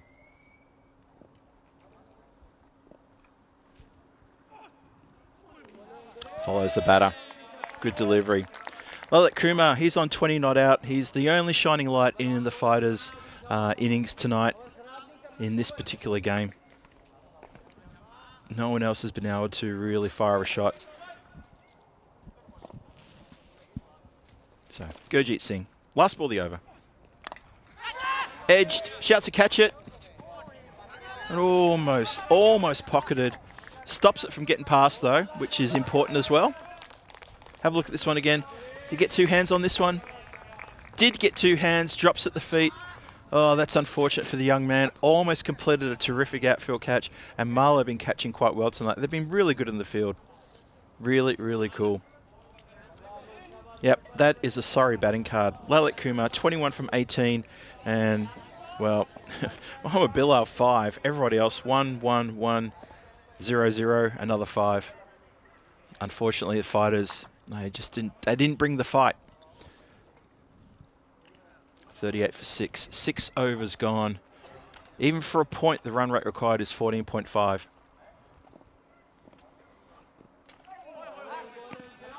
And that's missed everyone. They're not gonna take a bye there. It went very quickly to the fielder who got it back quick smart. Dit Singh is bowling. Gurpreet Singh has to take evasive action as the return throw comes back to the bowler. He's all right though. Lalit Kumar, he's on 21. Smacks it very hard down the ground. A couple of bounces and straight to Azim Sarwar, who picks up and fires the ball back in. He's patrolling the boundary down here in the long off area. That's pretty much all his right in front. He'll also be protecting the commentary hut here and myself. Gives me a little thumbs up when I say that. Oh, good ball. Pushes it through. Marlo dominant right now. Absolutely dominant. And sending a message to all the other teams with this emphatic effort here. Really, really good. So just a little bit slow of the blocks there. Gets around to it. Fires in an absolutely rapid throw. Just keeps it to 1. In the end, really good work. Pronto got on the bike.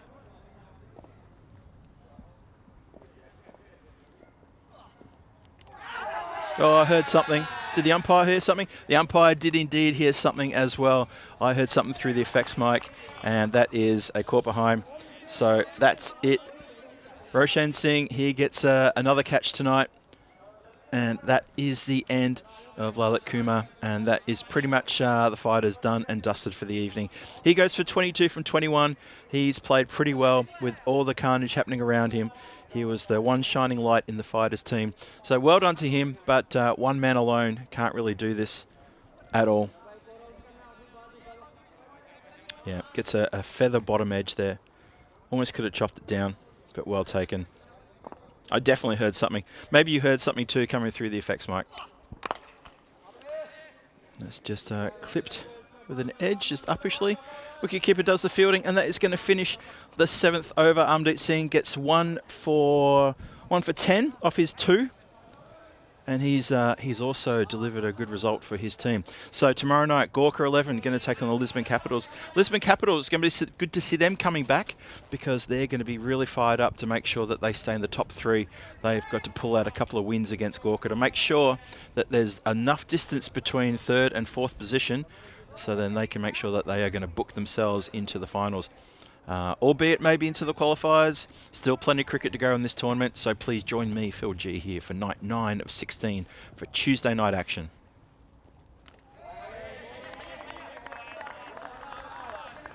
Now, that's a good start, isn't it? It's, oh yeah, it's, there's one Iqbal, who had a bit of a hot and cold bowling performance in the previous match. He did okay, but also got expensive in the last over. But this is good. This is just, yep. Gurpreet Singh just swinging as hard as he can in the hope that he makes contact. And when you need, well, for a bonus point, you need 21 runs. We're not even looking at the actual win. I think that's completely gone. And the way he's swinging and just that whole move, the body movement of walking away to the offside as you're swinging, it looks almost dismissive. And I don't mean that in the terms of a cricket dismissal. It just looks dismissive of the batter's mindset. Well, he connects with one, and that is going to carry the boundary line. No, it doesn't. Would you believe that? It's actually landed probably about a foot inside the line. Well, there's a chance of an overthrow here. No. Look at this. It lands, and it stops. That didn't land on the boundary line. That landed right there. But there, it touches the rope there, though. I don't think the scorers have caught that. That definitely touched the rope. Okay, we continue. Oh, good work in the field there to get the body behind that one.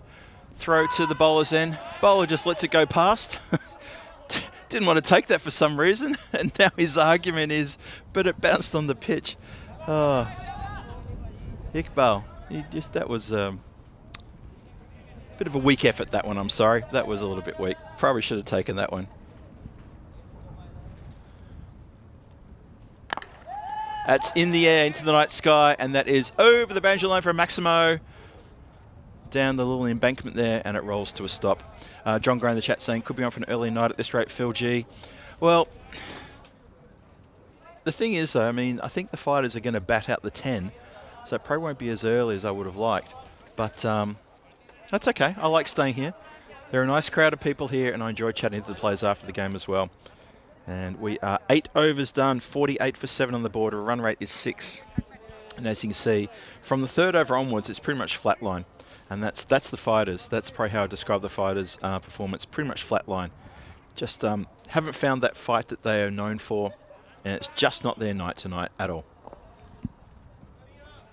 Bit disappointing. Trip Denny saying good night to everybody. Good night, Trip. Thank you for joining us. Hope to see you again tomorrow. Maybe catch you in Malta.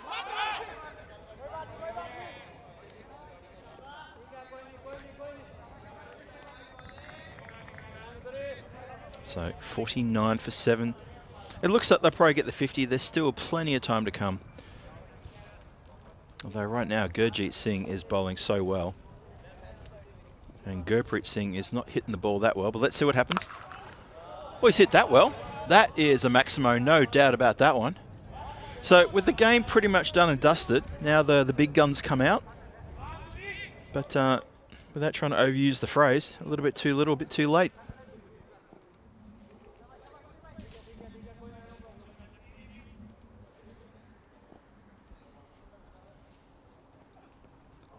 Swing and a miss there. So yeah, Trip Denny leaving the chat now.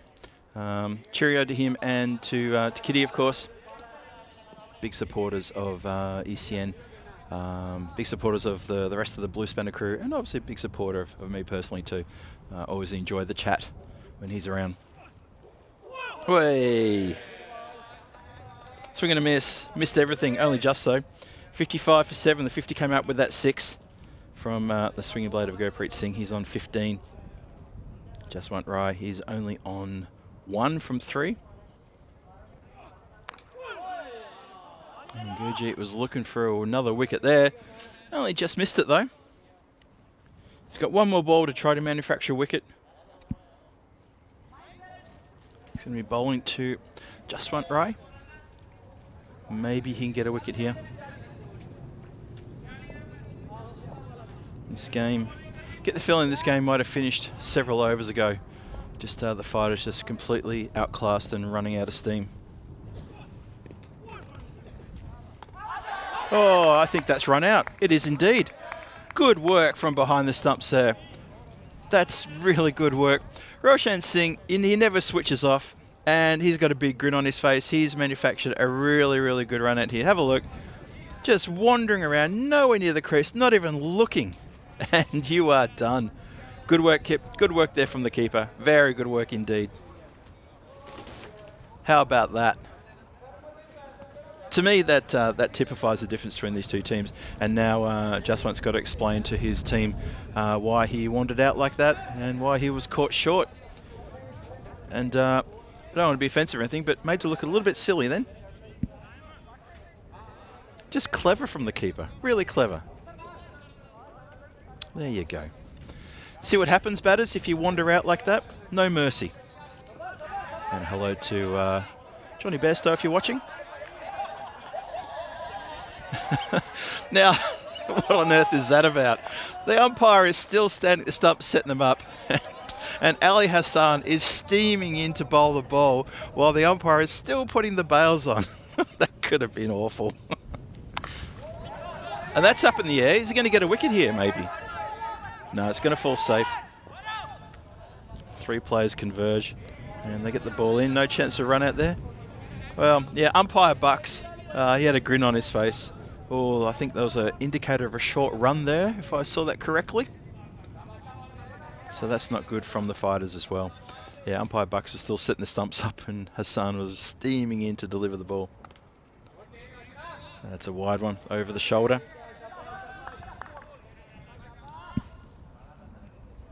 Gurpreet Singh is a pretty tall fella. You've got to bang that ball in pretty hard to get that over. And Ali Hassan, he's not the tallest man I've ever seen. Well, he's got a good height though. And it's good to see him getting the bowl too. I'm really glad for his captain to throw him the ball for the last one and say, come on then, show us what you got. Oh, so close to getting chopped on there. Almost gets a wicket. Gurjeet chased after it. Ooh, tell you what, he would have been absolutely in raptures if he'd picked up a wicket there. So 59 for 8, 4 balls to come in this match. And then we are done for the night, and so are fighters. Fighters were done probably a few overs ago, and Marlo steaming towards another 4-point victory here. Straight up in the air, it's going to go over the head of the fielder. Just. Oh, Gurjeet made really good ground to get that. Yep, I shouldn't have written him off so early. I forgot that Gurjeet Singh is a terrific competitor. So he's got to it, and it's only just taking those catches running with the fly of the ball like that are very, very difficult, as anyone who's tried it will know. This is also up in the air, and it's going to just go over from Maximo, only just. Watching Sawa just set himself for maybe a leap, but it was probably just a leap too far. So, at the end, again, too little too late. Gurpreet Singh, number 45, having another attention with his helmet. He's really struggling with that helmet. He's taken after the bowling. He's up to 24 now. But this was effort that was needed a long time ago. And we're backing up a long way as Baljit Singh has to go back. Dot ball. So, final ball of the night. Potentially. as long as it's not a wide. Amir Zabe comes along, gives him a little bit of advice. Just says, what do you think? You want to get a wicket? How are we going to get a wicket? What are you going to do? Not sure what the discussion is. Maybe they're asking which restaurant they're going to go to for a late night snack. Not sure. Anyway, last ball coming up. Short, in at the body. Oh, he takes it in the rib cage. That's unpleasant. And finishes with a dot. Good bit of pace there from Ali Hassan as well. Very good bit of pace. That's 10 overs, 66 for 8, the Fighters. And they are 71 runs astray of where they needed to get to for a win tonight. Comprehensive from Marlo. Big time. That is a really, really big 4-point win. Fighters just not having enough depth, not having enough fight. And Marlo just having all the answers pretty much. And they are a very happy looking team. Amir Zabe, he came over to me earlier and he asked me what the bonus point equation was going to be. They were keen to pick up 4 points. You could tell that was the whole point. They needed to have 4 points. And they're going to pick them up as well. So, Rob Thompson says, thanks, see you the day after tomorrow. Okay, Rob, I'll see you on Wednesday my time, Thursday morning your time possibly. And anyone else who's disappearing, thanks for hanging out with me tonight, and I'll see you shortly. Let's just go through the highlights before I completely sign off and finish this Monday night under lights. It was disappointing for the Fighters, to be honest. When Harjot Saharo got out, I thought, well, that's it. I actually thought the game was already gone. Lalit Kumar, a shining light in an innings, in a team's innings that was a little bit not very good. Just not very good. Just not firing. Players who are there in the top order and the middle order to deliver runs, just not delivering. And that was disappointing. Oh, speaking of disappointing, Muhammad Bilal went down there. I hope he's all right. We'll check in on him, make sure he's okay. But he has collected that one where no one wants to be collected. And not too good at all. Gursuak Singh didn't hang around too long. Good catch there in the outfield. Marlo caught well, they fielded well, they kept well, they bowled well, and they batted well. There's nothing that they did bad today, to be perfectly honest. I thought that the performance they had in this match and the previous one was completely dominant in every division. Tell me if I'm wrong, chat. Tell me if I'm wrong. But what did the Fighters do better than Marlo? That catch from Gurjeet Singh, that typified exactly what we're talking about. That was such a good grab. Very next ball, hits it straight down the throat of the man there at long on. And it was up for a hat-trick. Hat-trick did not eventuate. Amir Zabe takes a very good catch there over his head. Amandeep Singh, he gets a caught behind. He certainly did. Very well bowled. He bowled very well. Very economical. Very quick as well. Asad Mahmood bowled very well at the top as well. As I said, they all played so well. I was just so impressed with Marlo today. It's the kind of performance where if they were up against a better side with a bit more of a batting arsenal, say like a Punjab CC Amadora, someone like that, who knows what could happen. That's going to be the battle of the ages when these two come to face off at each other. And that will be coming very shortly. Clever there from Roshan Singh to run out the batter who just strayed out Jaswant Ray. Just strayed, going for a wander, not knowing where he was, not being aware of it. And the Fighters, well, they just didn't put up a fight. Gurpreet Singh, he kept going towards the end there. And, good for him to keep going, to keep pushing hard. I mean, he'll end up having a really good not-out score, so that's good for him. But unfortunately for the Fighters, they just lacked. They really lacked. And unfortunately, they need to dig deep to find something else. Maybe the next matches they can find something there. Look at that. Gurpreet Singh, 24 from 17. He ends up top scoring. Lalit Kumar, 22 from 21 at the top there. Everybody else, as I say often, go to that room full of mirrors and have a good long hard look at yourself, because you need to find something better than what you've done tonight in order to be competitive in this tournament. I know you can do it. The Fighters, you guys are a great team.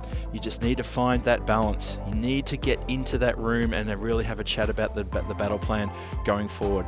Because now 6 games gone and you're languishing at the wrong end of the standings. The bowlers, as you can see, everybody bowled well. Everyone. Gurjeet Singh, 3 for 13. Amandeep Singh, 1 for 10. Amir Zabe, 2 for 15. At the top there, Asad Mahmood, probably my pick of the bowlers, 2 for 9. Opened the bowling and bowled beautifully. Absolutely sensational. Wickets falling regularly. No real partnerships there to speak of until maybe the very end. But by then, the horses already bolted. And that is a big victory. 137 on the board from Marlo in response, only 66 for the second time tonight. They score 66.